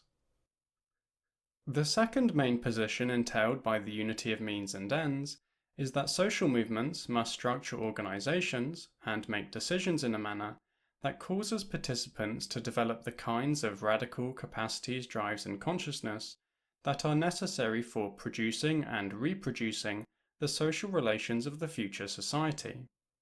A social movement organized capitalists. Social movements participants to develop the kinds of radical capacities, drives. That's good. So something else that I meant to draw attention to with regard to one of the comments that Kai Matara made earlier today in the stream, the seven generation mindset. So one of the most important, no, I shouldn't say it that way. A very amazing natural consequence results from a decision-making process which includes multiple generations. Right, so I was talking about, you imagine yourself and then the generations before you, your parents, and then your parents' parents, and then I always get it back. But anyways, so your parents' parents, and then your ancestors, and then going the other direction, the generation directly below you, and then the generation after that, and then in perpetuity, right? So from this mindset, decisions, especially important decisions that are going to affect everyone in a nation or everyone in a tribe, with these kinds of really important decisions, everybody gets to weigh in. Literally everyone. And this is a regular thing, a regular process that for many groups of people who have this kind of practice, it's something that they do because they need to make important decisions, right? Obviously, but it's something done with a lot of intention too, right? What I mean is, and I was alluding to this earlier, but I didn't finish my point. When you include the younger generations in your decision making, and you express to them that they are valuable members of the community and that their input is considered valuable, right? This makes those individuals feel responsible. It makes them want to be responsible, to live up to the expectations that they are going to be decision makers, and that we are all going to be over here and then ask you a question and then expect you to give an answer, right? That this expectation that we want you to participate and expect you to participate in making decisions about your own life, your own world, your own community, right? And we begin this process. If we begin this process at an early age, then somebody has lots of practice with being confident, with expressing their ideas or articulating their ideas, or making sure that they are not just half-baked harebrained plans, but that they're real concrete material ideas that reflect things that we can actually accomplish in the real world, right? And for people to be able to do those kinds of things, they have to practice that, right? And if we were to include children and younger people in some of the important decision-making affairs that predominate our culture and society, then when those people got to be adult age and they're making decisions, they've already got years and years and years of practice doing that. They are the kind of people who are going to express their mind and have ideas about what to do, and those ideas will be good, right? Because they'll have had practiced coming up with ideas and talking about their ideas and expressing their ideas and articulating them, right? That's a part of the process that that in our culture and society, most people are completely unprepared to make their own decisions about their own life, right? Lots of American young people can't figure out what to have for dinner every night. Can't make basic decisions about those kinds of things. And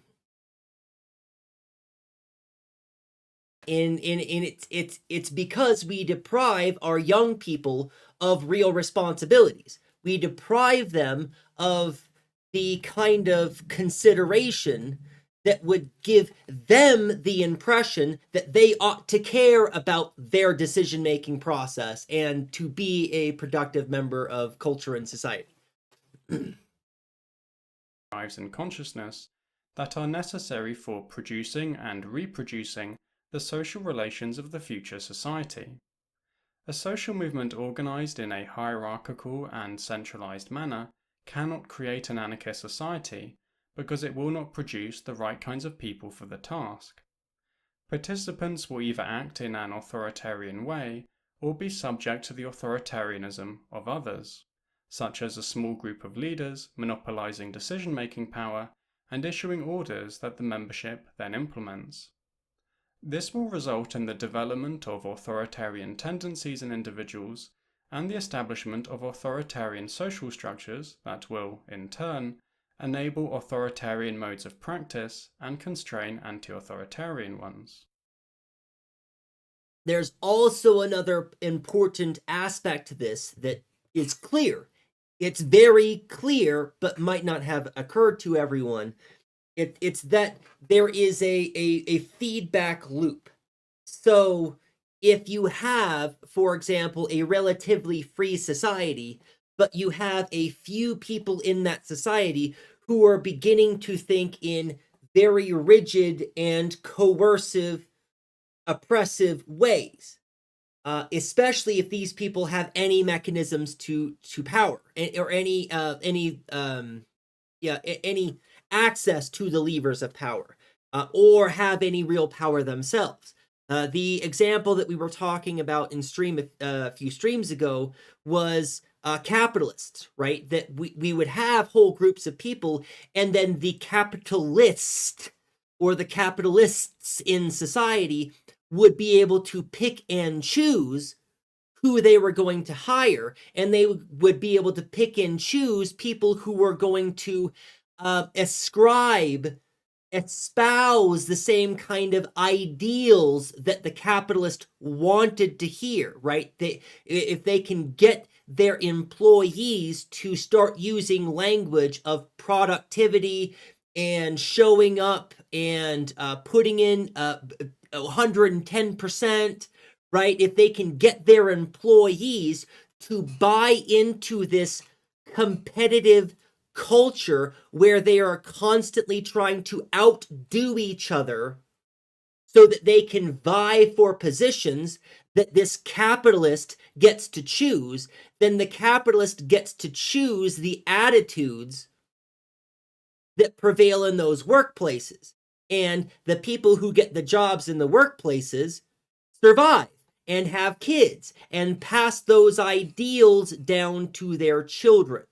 So it was probably the case that all of the coercive and exploitative ideas were the ideas of a few people in a large society that was relatively free at some point. But those people who were thinking in coercive structures, what happened to my, why did that disappear? That's weird. Right, they use the coercive, or they come up with the ideology, and then they use coercive mechanisms to reward certain kinds of members of society for living up to those ideals and those expectations. And then, because they have access to the levers of culture and society, they are able to ensure that those are reproduced over and over, generation after generation, until that becomes the norm, right? And so there's a cyclical relationship in here, where if people have certain kinds of oppressive tendencies, those will get worked into how they organize themselves with and among other people, and those tendencies might wear off, that they might exacerbate, right? That there's a potential for a bit of a snowball.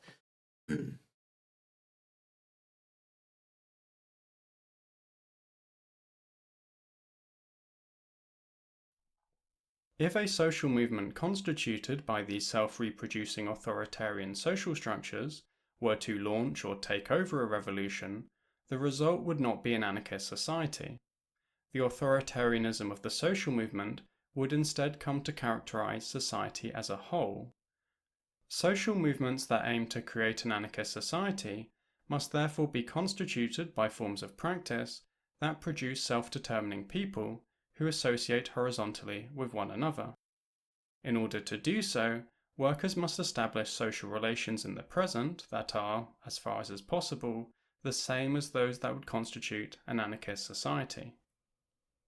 The unity of means and ends led anarchists to maintain that, although violence was necessary to defend the revolution from counterattack by the ruling classes, it should not be used to force the working classes into an anarchist society. In Bakunin's words, liberty can be created only by liberty, by an insurrection of all the people and the voluntary organization of the workers from below upward. As a result, a revolution that is imposed, either by official decrees or by force of arms, is no longer a revolution, but the opposite of a revolution, because it necessarily provokes reaction. Malatesta noted. So I was watching a documentary series the other day, and it was talking about Stalin. And one of the things, it made me laugh out loud. I just laughed and laughed when it occurred to me that in the documentary almost did a good job of conveying it. Not really, but they almost did a good job of conveying it. That what had happened was, with Stalin, is Lenin had begun a revolution.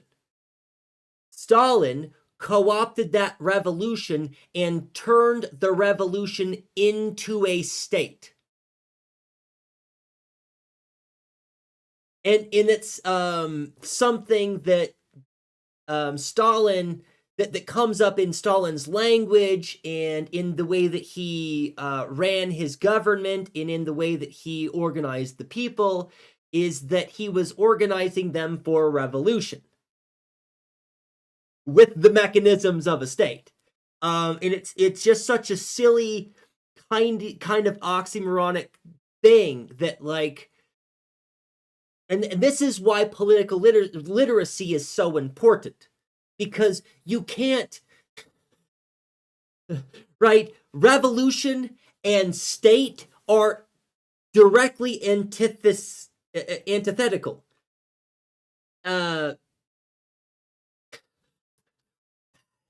That Stalin was able to formalize a revolution into a state is just unbelievable. It really is kind of unbelievable.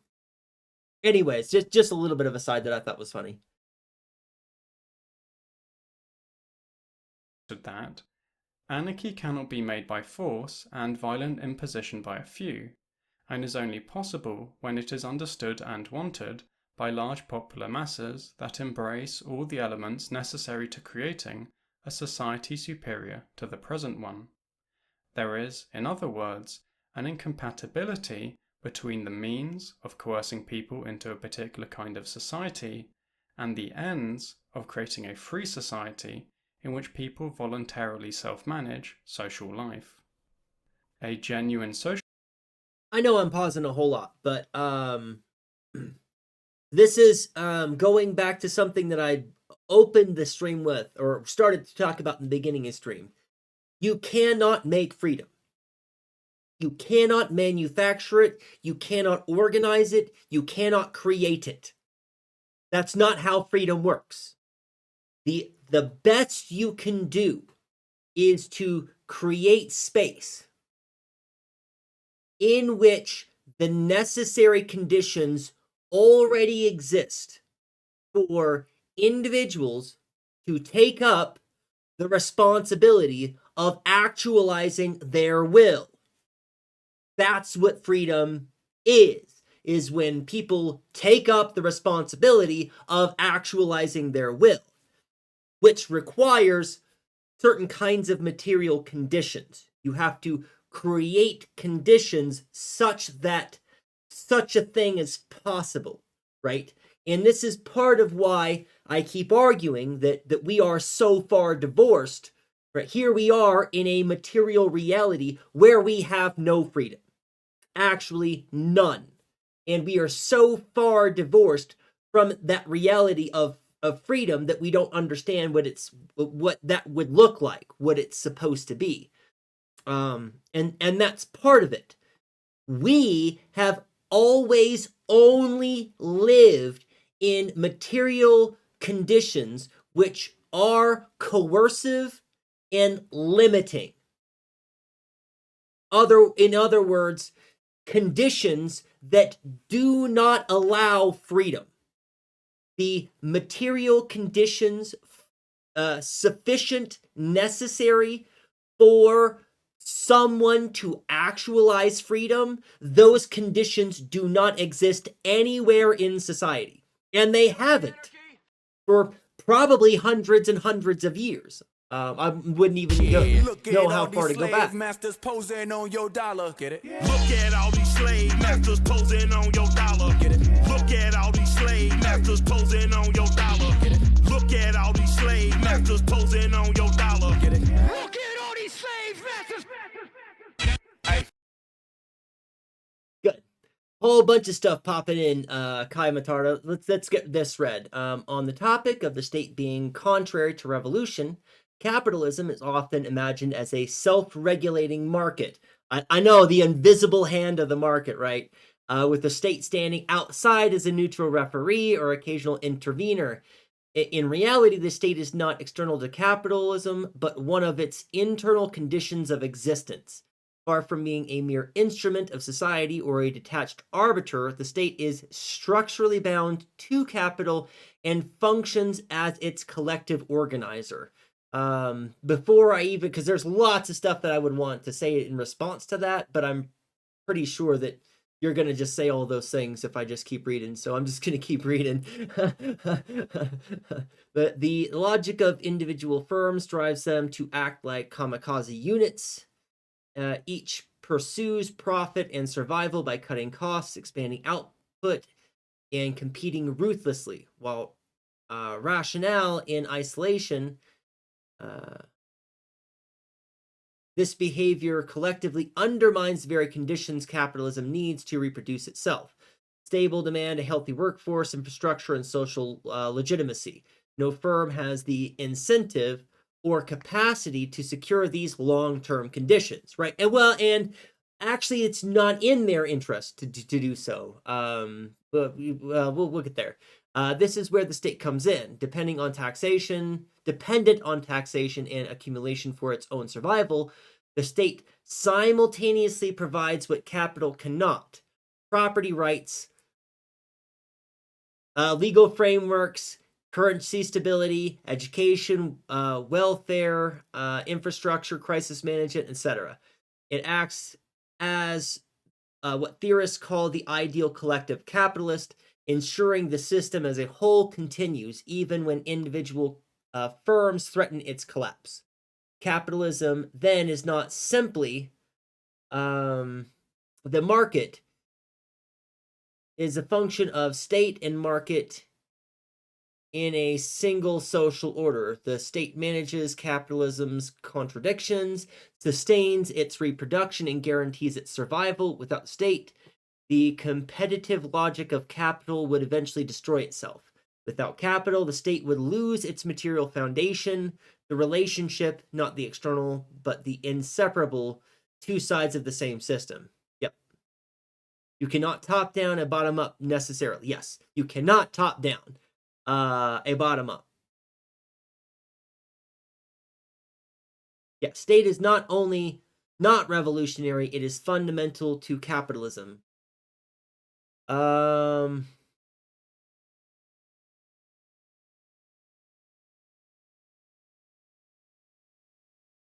Walt 2, just stick around for a little bit.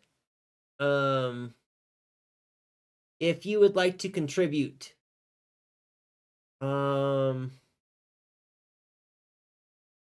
And if you're a real person, you can send me a DM.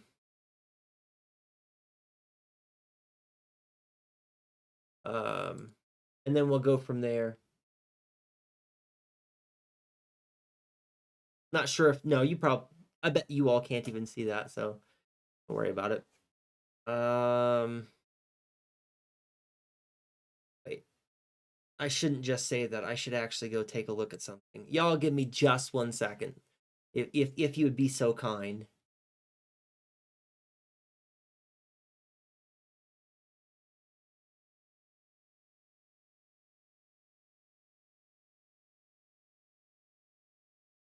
Oh, wow. 3 minutes ago. And it doesn't say what the message was.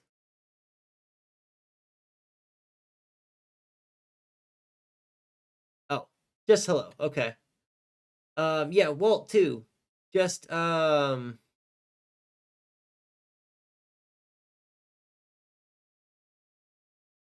wait around. With an account that's 5 minutes old.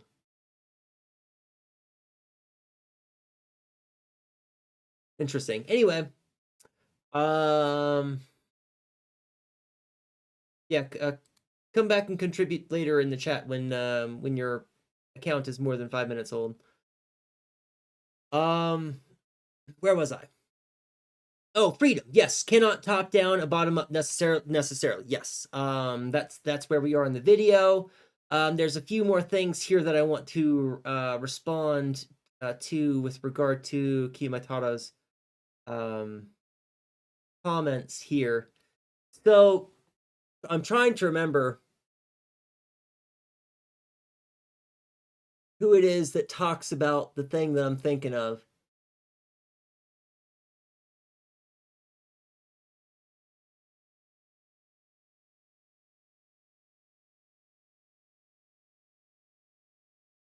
I want to say it's Proudhon, but maybe not. Yeah, it doesn't matter who it is. The idea so the idea is that at some point,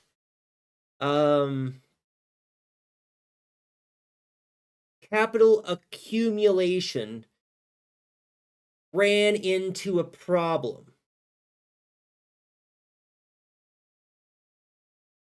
And the problem, right? So, God, and I can't.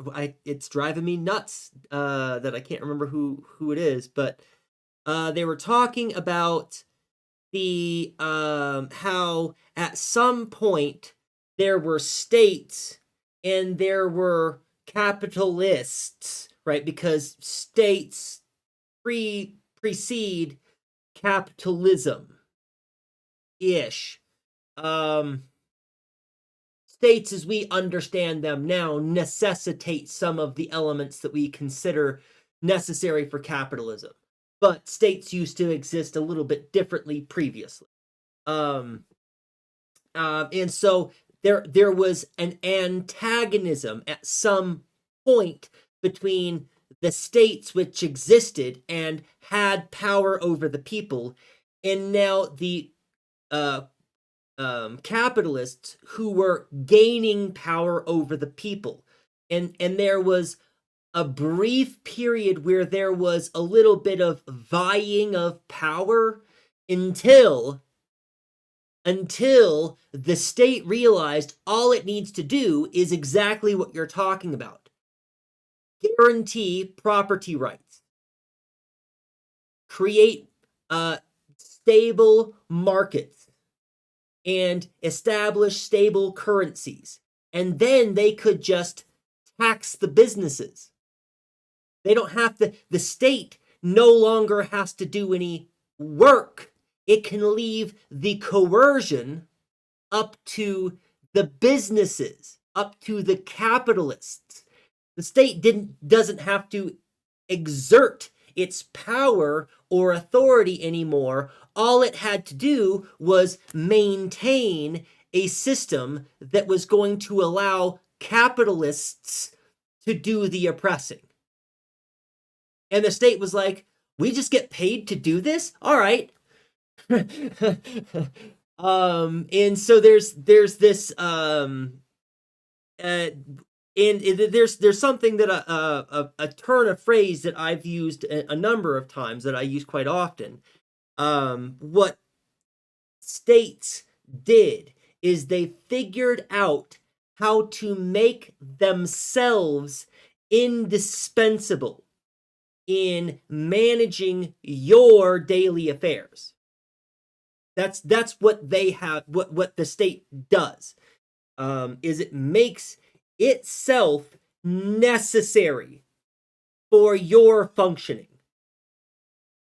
You can't just build a house. You have to get a permit from the government.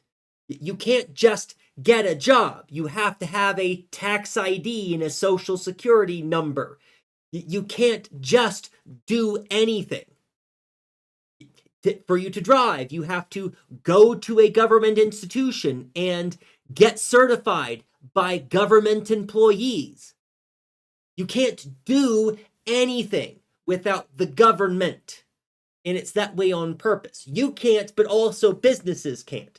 It makes state makes itself indispensable in those businesses too.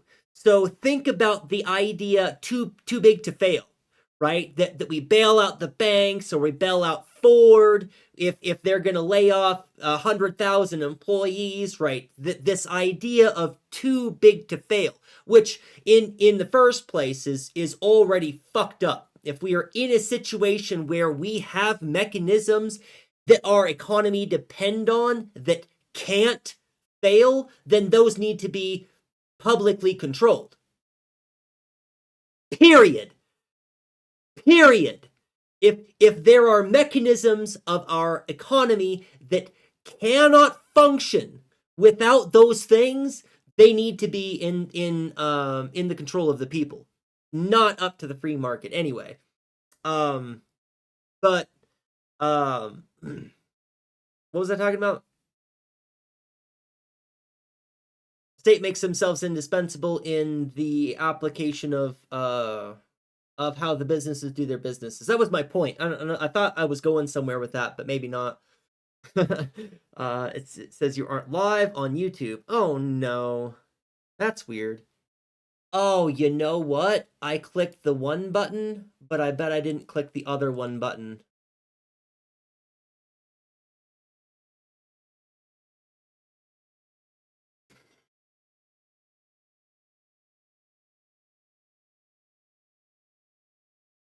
Wow. Wow. I'm actually pretty upset about this.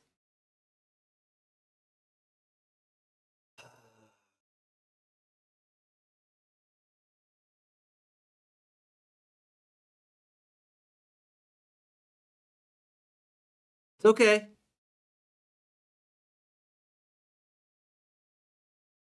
Really not. I mean, it really is. It is what it is. There was no point in me going live. Thank you for letting me know that I'm not live on YouTube. I'm not gonna bother going live on YouTube because I'm not gonna be streaming that much longer today. I just don't know how to. Yeah.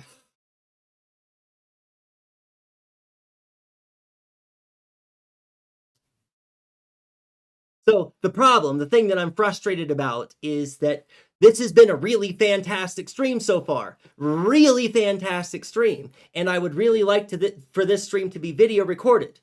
And Twitch is gonna fucking delete it because Twitch is an asshole. It's going to delete the VOD. And I don't have time to go back and watch the whole VOD over and get all the clips in the next however many days until they delete it.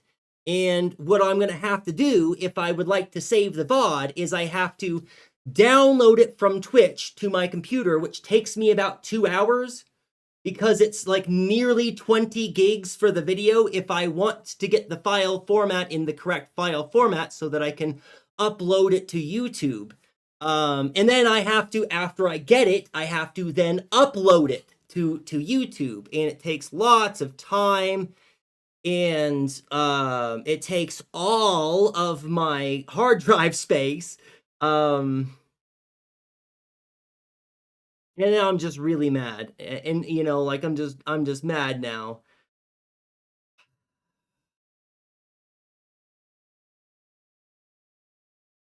That's okay. It's okay. Since capitalism constantly needs to expand, it needs non-capitalist areas to expand too, according to Rosa Luxemburg. Thus, even if for a very short time you could have a socialist state, it will, by its own nature and capitalisms, need to expand into non-capitalist areas. It will inevitably fall into capitalism again. Inevitably. Yes, absolutely. As long as capitalism exists anywhere, socialism can exist nowhere. Or communism, either way. But yes, absolutely. And it will do so by any mechanism that it must, right? Paris Commune, good example.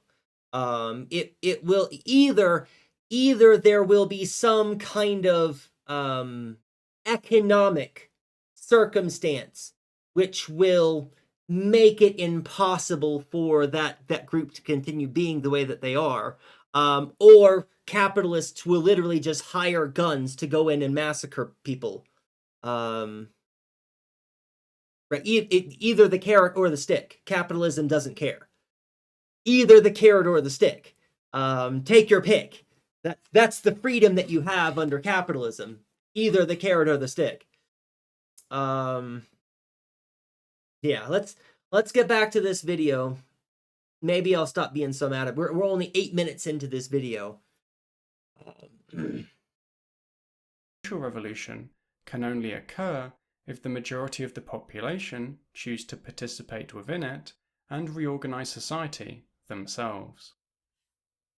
For anarchists, means and ends are not only interconnected, insofar as the means you engage in determine the ends you arrive at, they are also identical in the narrow sense that both the means and ends of anarchism are freedom.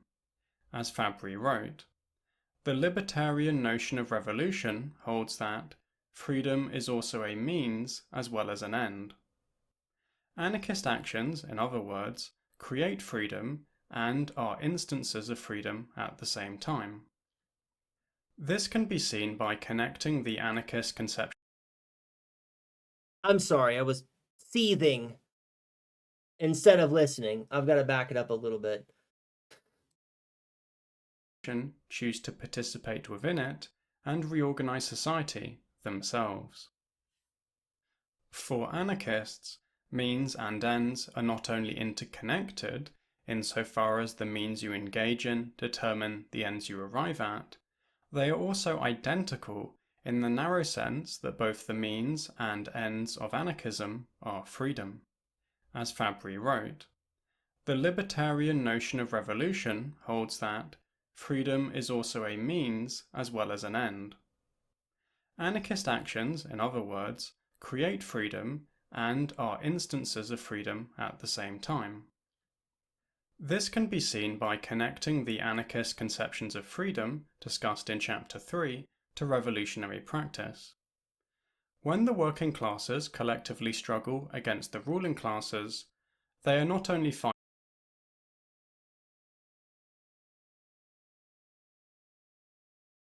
Now, y'all know that I love Zoe Baker, like a lot. So I don't want to push back much, especially because I haven't read the whole book. Also, note the book is in the mail. I have already ordered Zoe Baker's full book, Means and Ends.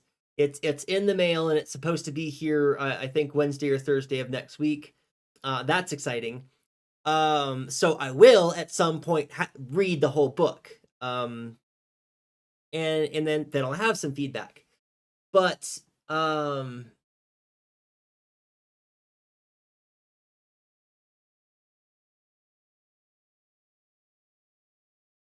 the little bit of pushback that I would have to this is that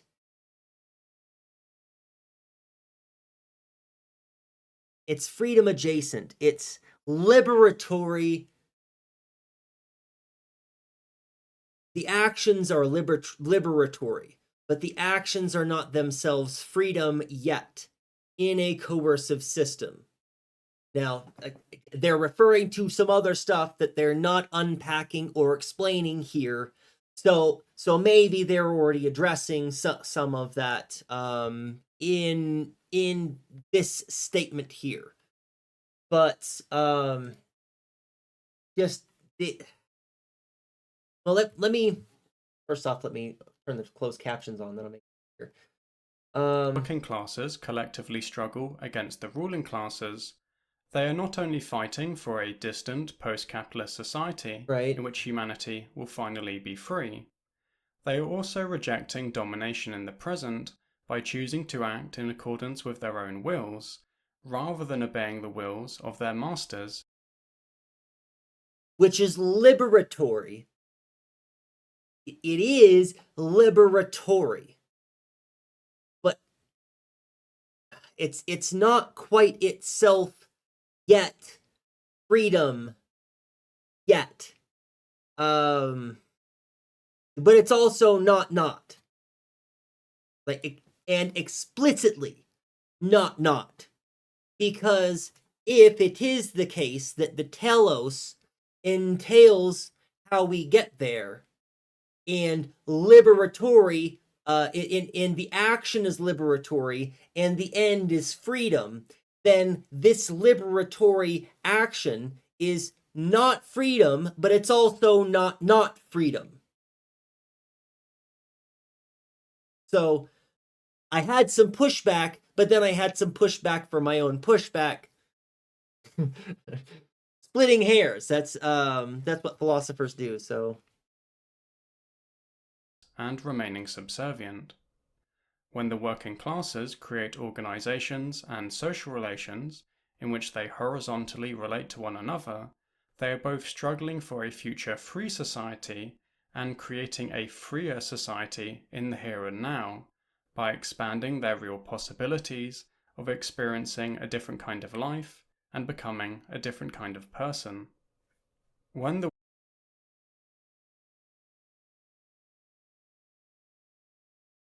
Thank you.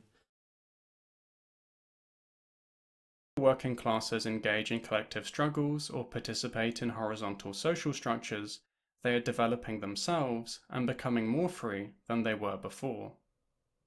Such a view was not inconsistent with the fact that the majority of anarchists thought violence was necessary to overthrow the ruling classes and defend the social revolution. Using violence to abolish the power of violent oppressors is not a negation of freedom, but rather an affirmation of it. As Malatesta put it, in order to fight our enemies, and fight effectively, we do not need to deny the principle of freedom, since a commitment to freedom entails the right to resist any violation of freedom, and to use brute force to resist when violence is based upon brute force, and there is no better way to successfully oppose it. Anarchists wish to use violence to expropriate the economic ruling classes, not because freedom is a good thing for the future, but because it is always good, today as much as tomorrow, and the owners deprive us of it by depriving us of the means of exercising it. Anarchists. And that's one of the things that you've heard before is the state is always violence. The state is violence.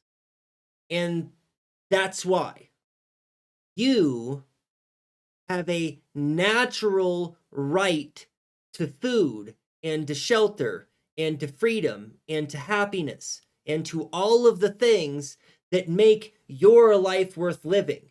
You have a natural right to all of those things.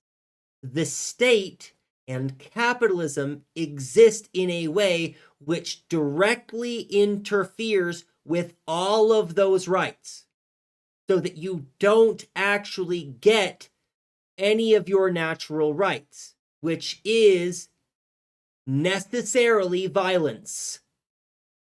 Itself is the existence of states are themselves violence against you. Likewise wish to use violence to overthrow the political ruling classes, because governments are the negation of freedom, and we cannot be free without having overthrown them. The anarchist commitment to the unity of means and ends led them to argue that working class social movements should establish horizontal social structures that are, as far as is possible, the same as those that would constitute an anarchist society. In so doing, workers attempt to construct the world as they wish it to be during their struggle against the world as it is. They also create, through experimentation in the present, the real methods of organization and association that people in the future might use to achieve the states of affairs that characterize an anarchist society. Kropotkin, for example, argues Kamala Testa. Okay, that's a good one. Didn't you know Harris was a radical leftist anarchist, according to Trump? Yeah. Thought Harris was a radical leftist Marxist. One of those, whichever one of those is more convenient at the time. Argued in 1913 that anarchists have to find, within the practice of life itself, and indeed working through their own experiences, new ways in which social formations can be organized, and how these might emerge in a liberated society. During the second half of the 20th century, this idea was called prefiguration or prefigurative politics. It should be kept in mind that this term was not used by anarchists historically. Nonetheless, anarchist organizations generally prefigured the future anarchist society in two ways. First, by embodying the kinds of organizational structure ways. Anarchist organizations generally prefigured the future anarchist society in two ways. Okay, so quick caveat here. because it doesn't seem like Zoe Baker goes into any indigenous philosophy at this point to talk about pre-anarchist, prefigurative conversations. But I know Zoe Baker well enough that I expect that there's going to be some treatment of that in the book. Right, so, and this is alluding to what we were talking about in the beginning of the stream, when you know, in the academic tradition, academics have a tendency to think in a very rigid way, and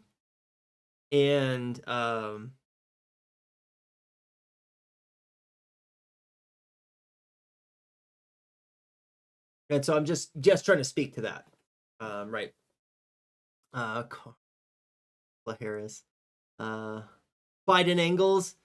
I mean, I wish that was more accurate, right? We need an Engels. Our material conditions right now, we don't really need another Marx. We've had plenty of critiquers. But what we need is an Engels. What we need is somebody who has money and capital and is willing to invest in revolutionary ideas and soup kitchens and in bed and breakfasts, or I'm trying to think of places that people can go to live, that communes, right? That we need to be bankrolling ways that people can actually be free. That's what our material conditions need, is somebody that has capital and is willing to use that capital in a liberatory way. We need more class. Exactly. We need more class traders. We don't need an Engels, considering he thought revolution is authoritarian. Well, okay. Fair. Right. Well, and I guess that's true. I'm not a big fan of all of Engels' ideas. We just need a sugar daddy. Maybe, I don't know. But we definitely need more class traders, for sure. For sure, that's what we need. First, by embodying the kinds of organizational structure and methods of deliberation and decision-making that a future society would contain. Second, by performing the kinds of functions that organizations in a future society will carry out. Although a social revolution would mark a dramatic shift in social life, there would be no such dramatic shift in anarchist methods of organization and association. The methods would remain the same. What would change is the context and the conditions under which these methods are applied, and so the extent to which they can be fully put into practice. Anarchist organizations built within class society thus have a dual function. In the present, they bring people together in order to directly satisfy unmet drives and struggle effectively against capitalism and the state. Through participating in anarchist organizations, workers simultaneously attempt to achieve concrete goals and develop their radical capacities, drives, and consciousness. A tenant union might not only organize a rent strike that wins a reduction in rent or prevents an eviction. The participants could also learn how to make collective decisions in general assemblies and act for themselves through their own direct action. At the same time, they might realize that tenants have shared class interests that are opposed to the class interests of landlords. During the course of the struggle, they begin to understand that society could be organized without landlords, and they may come to aspire for an economic system in which everyone has free access to housing. In changing the world, workers at the same time change themselves. During a revolutionary period, anarchist organizations would take on new roles and serve as the inspiration for emerging anarchist social forms and/or transform from organizations that struggle against class society into organizations that run a classless society. At such a point, they would not only be the dominant structures through which society was generally organized, they would also continually produce and reproduce individuals who want to and are able to freely associate as equals. The strategy of prefiguration was not original or exclusive to the anarchist movement. From the 1840s onward, a tendency within the French socialist movement had proposed the formation of workers' cooperatives as organizations that would grow in number under capitalism until they displaced capitalist firms and became the nodes of a socialist society. During debates within the First International, this idea was extended to the First International itself, including the trade unions affiliated with it. The Belgian internationalist César de Pep, who was a collectivist but not an anarchist, proposed in his February 1869 article, The Present Institutions of the International in Relation to the Future, that the International already offers the model of the society to come, and its various institutions, with the required modifications, will form the future social order. For de Pep, the International contains within itself the seeds of all the institutions of the future. Let a section of the International be established in each commune, the new society will be formed, and the old will collapse with a sigh.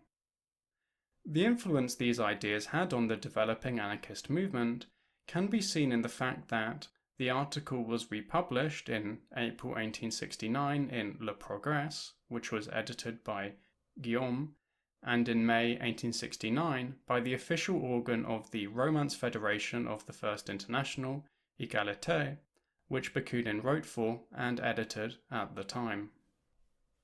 One of the earliest anarchist endorsements of prefigurative politics occurred when, on November 12, 1871, the Jura Federation issued the Saint-Villers Circular in response to Marx, Engels and their supporters converting the General Council of the First International into a governing body that imposed state socialist decisions and policies on the organization's previously autonomous sections. As part of their critique of the actions of the General Council, they stated that the society of the future should be nothing other than the universalization of the organization with which the International will have endowed itself. We must, therefore, have a care to ensure that that organization comes as close as we may to our ideal. How can we expect an egalitarian and free society to emerge from an authoritarian organization? Impossible. The International, as the embryo of the human society of the future, is required in the here and now to faithfully mirror our principles of freedom and federation and shun any principle leading towards authority and dictatorship. Anarchists, in short, thought that building prefigurative organizations was essential because of the unity of means and ends. As Bakunin wrote a few months after the Saint-Villers Circular was published, the fashion and form of one's organization arises from and flows as a consequence from the nature of one's aims. Kropotkin likewise argued in 1873 that revolutionaries must reject social relations within the revolutionary organization that contradict the ideals for which it has been formed.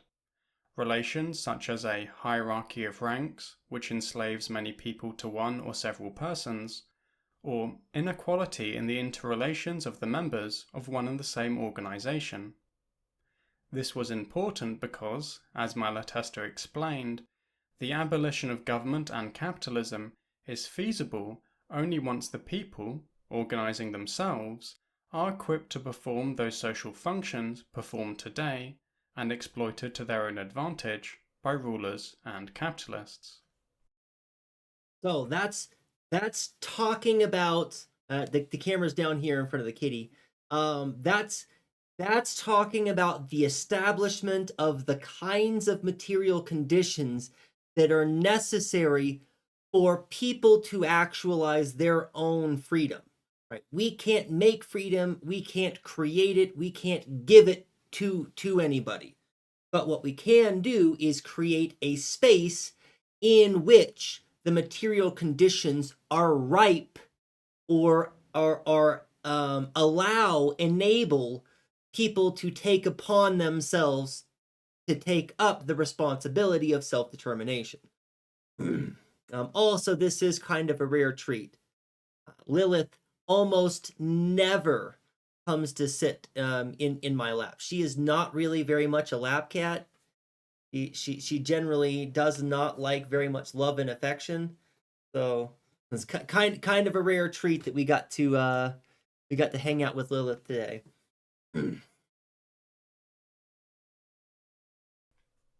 To this end, anarchists like Goldman propose that workers in the present should attempt to prepare.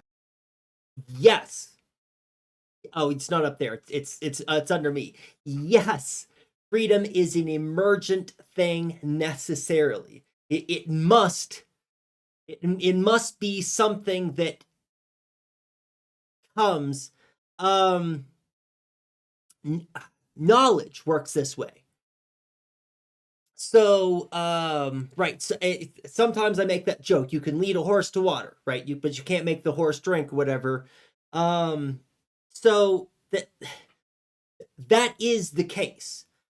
All the things that you know, right? Think about the things that you know and how you got to know them. At some point, there's a bit of rote memorization. Right? You know that you're supposed to learn things, and so you're trying to learn the things, but there's this kind of memorization that goes with it. And at some point, you get it. You grasp the concept. That's something that you do. When you understand mathematics, when you understand geometry, you do that. You have to grasp that. It requires you to take it up and make that thing a part of you now. That knowledge is something that you do. It's helpful if you have a mentor or a teacher or somebody that can help lead you to the water. But you have to drink. You have to take it up. You have to understand it, right? Nobody can do that for you. That's freedom. That same kind of relationship that now you know, and in fact, Immanuel Kant has actually used this exact analogy, right? When you first learn mathematics, it seems like there are lots of boundaries and barriers and rules and obstacles that you have to overcome until you figure out how to do the math, at which point you're no longer doing work to overcome obstacles. You are navigating through a system of numbers with the understanding of how to do that, right? Sometimes that analogy doesn't transfer evenly. So when you first are learning a musical instrument, again, there are lots of rules and lots of obstacles, lots of things that you have to overcome as a musician to be able to learn to play the instrument. And at some point, when you become competent at playing the instrument, those rules and boundaries are no longer obstacles to overcome. They are that with which you navigate the music. They are your arms and legs in navigating through the music, right? The things that you thought were obstacles and barriers are now the mechanisms by which you achieve the things. And in mathematics, it's that same kind of way, right? The rules and the structures seem to be obstacles to be overcome until you grasp them. And when you grasp them, you understand that they're not obstacles at all. They are how you do the math. And freedom is the same way.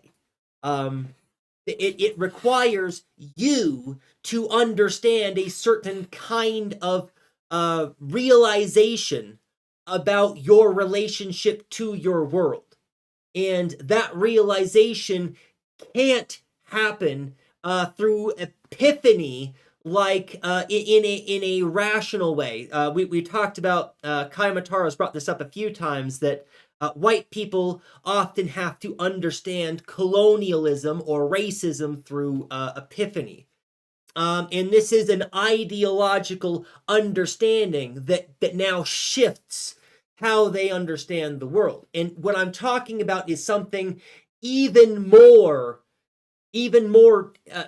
intimate, even more visceral than that kind of thing, because the revolutionary understanding that you need to understand how to be a revolutionary person isn't something that you understand in the abstract. It's something that you understand in the doing only. It's something that you understand in the doing, when you have set the telos and you are working toward that telos. That's when you that's when you begin to understand. Right, good. The beliefs aren't a choice. Right. And I think that's true too.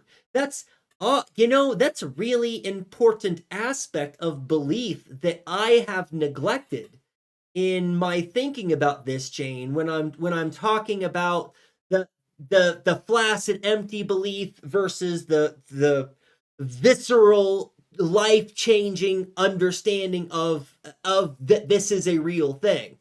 That belief isn't a choice. In in the same ways that Kai Matara was talking about their quote unquote right to participate in electoral politics isn't real. That makes me think how contradictory Christians who demand you choose God, but also believe in God. Right.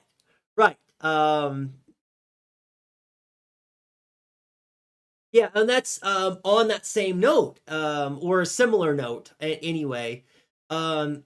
It's entirely categorically unchristian to want your government to pass laws which determine morality, right? No Christian in the United States or in any other country should want to take reproductive rights away from women because of religious beliefs, because that undermines faith.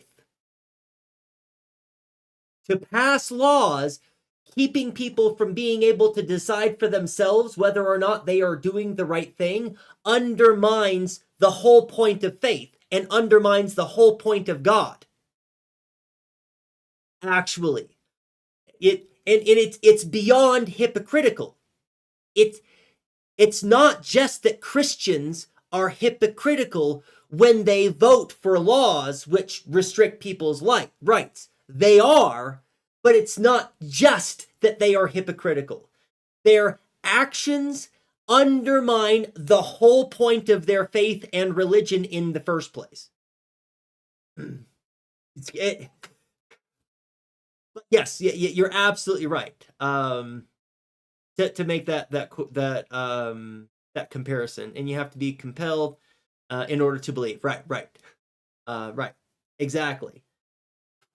Well, and that's yes, you have to be compelled in belief, but we also should leave space for the sublime in this, right? You have to be compelled in order to believe, but there are some things that you will experience in the world that are so they have such potent truth content that you don't have a choice but to accept the truth of it.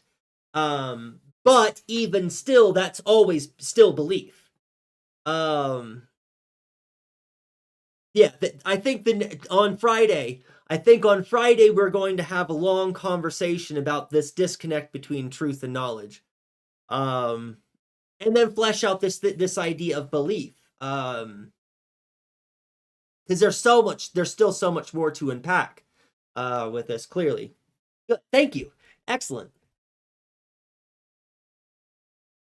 Prepare and equip themselves for the great task the revolution will put upon them by acquiring the knowledge and technical skill necessary for managing and directing the intricate mechanisms of the industrial and social structure of their respective countries. Anarchist organizations that prefigured the future anarchist society were the concrete means through which workers would learn to self-manage their lives and thereby become equipped to create a self-managed society. As Meller wrote in 1911, the proletariat continues acquiring the capacity for cooperation and management precisely outside of political action. In workers' associations, especially in those where political practices do not govern, workers are gaining the power of initiative, management practices, habits of freedom and direct intervention in common affairs, ease of expression and mental assurance, all things whose development is void in political entities that have as a base the delegation of powers and, therefore, the subordination and discipline and obedience to the elected. In social associations, initiatives come from below, and from below come ideas, strength, and action. In this way, free men are made and are released to walk. Decades later, in 1932, the Spanish anarchist Isaac Puente argued that, just as a child learns to walk or ride a bicycle by trying and failing until they succeed, so too would workers learn to produce and reproduce an anarchist society through experiments in horizontal forms of association.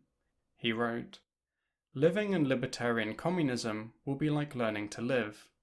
Its weak points and its failings will be shown up when it is introduced. If we were politicians, we would paint a paradise brimful of perfections. Being human, and being aware what human nature can be like, we trust that people will learn to walk the only way it is possible for them to learn, by walking." I hope you've enjoyed listening to this extract from my forthcoming book. Okay, good. So if you have not done so already, please go over and like this video.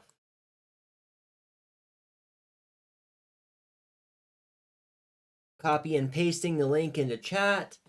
I cannot rave enough about Zoe Baker. Oh, there was a whole thing that I wanted to talk about earlier that I forgot to.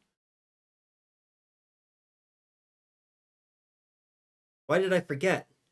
The reason why I was focusing on Zoe Baker's conception of prefiguration is because it is a certain kind of amalgamation of an analysis which has taken a whole bunch of different kinds of viewpoint and sandwiched into its own theory of prefigurative means ends unity, right? As opposed to just being a survey of other people's ideas, or entertaining the arguments of other people's ideas. And I kind of wanted to contrast this with Berlin. Yeah, Isaiah Berlin, who I've talked about before, and is usually when I'm talking about Berlin, I'm referring to the two conceptions of liberty that Berlin is famous for, and it's probably one of the most famous accounts of liberty in general that that covers a survey of about 1,500 years of philosophical ideas about negative and positive conceptions of liberty. Berlin gave us this really great summation, but doesn't doesn't reconcile them, doesn't work them into a cohesive theory, doesn't make any attempt to. Berlin goes, here's what some people have said about this, and this is different than this other thing, which is kind of the same thing, right? That's what the two conceptions of liberty is. That historically, this has been talked about this way by this and this person and this person. This has been talked about in this way by this person and this person and this person, right? And that's very helpful, too. That is a very helpful thing to have academically. But I can't appeal to Berlin's ideas about liberty because Berlin doesn't give us those ideas. Berlin gives us a summation of other people's ideas that they've had historically through time and then just leaves it there. With this, Zoe Baker has made a significant effort to be clear about the places where they are just trying to set the record straight with so far as the history of anarchy. For those of you who've been following Zoe Baker for a while, that's a massive frustration in itself. That the history of anarchism is has its difficulties and challenges for sure. But it is a synthesis of ideas. This is the kind of theoretical term that, rather than having value in that it has some historical background that can give us guidance, more than that, it is a tool that we can use to change our worlds right now today, right? And that's what Zoe Baker is trying to do, I think, with this. And I'll be able to say that with more confidence or less confidence after I've read their entire book. But it seems to me that that's what this is. It's the retooling of a tool so that we can use that tool right now today to make our conditions right now today better. More free, actually. Not just better, more free. More specifically. So good. And I'm glad I got that other thing out of the way. So I'm gonna tease a little bit. But I should have given you all fair warning when I first started stream today that I wasn't gonna be able to stream long. This is probably about where I'm gonna call it, or in the next few minutes anyway. And as it turns out, I had made a mistake. Last week, there were some very important time-sensitive things that needed to get done last week that I didn't realize that I hadn't done until Friday of last week. So I spent all the weekend trying to get that stuff done and caught up, which put me behind on the beginning of this week. So right now, I still have about 2 hours worth of schoolwork waiting for me to be done right now today. And I can't push it off till tomorrow, and I don't want to push it off until Friday because then that will interfere with stream. And I'm streaming. I have a lot more to say. This conversation is just getting started. So I don't want to give up Friday's stream, and I'm not gonna, but that does mean that I kind of need, it would be a good idea anyway for me to end stream now and then to dedicate the rest of my day to getting caught up on my schoolwork so I can have Friday to just think about this. And I'm hoping, fingers crossed, I'm hoping that I won't have anything else to do Friday morning, but then to think about these ideas and to think about stream and to maybe I'll even put together some kind of formal outline or something. I don't know. We'll see. It depends on what I've got time for. But I'm gonna call it. Find somebody to raid out to. And we are making really good progress too. I think in this investigation. there's still so much to be unpacked here.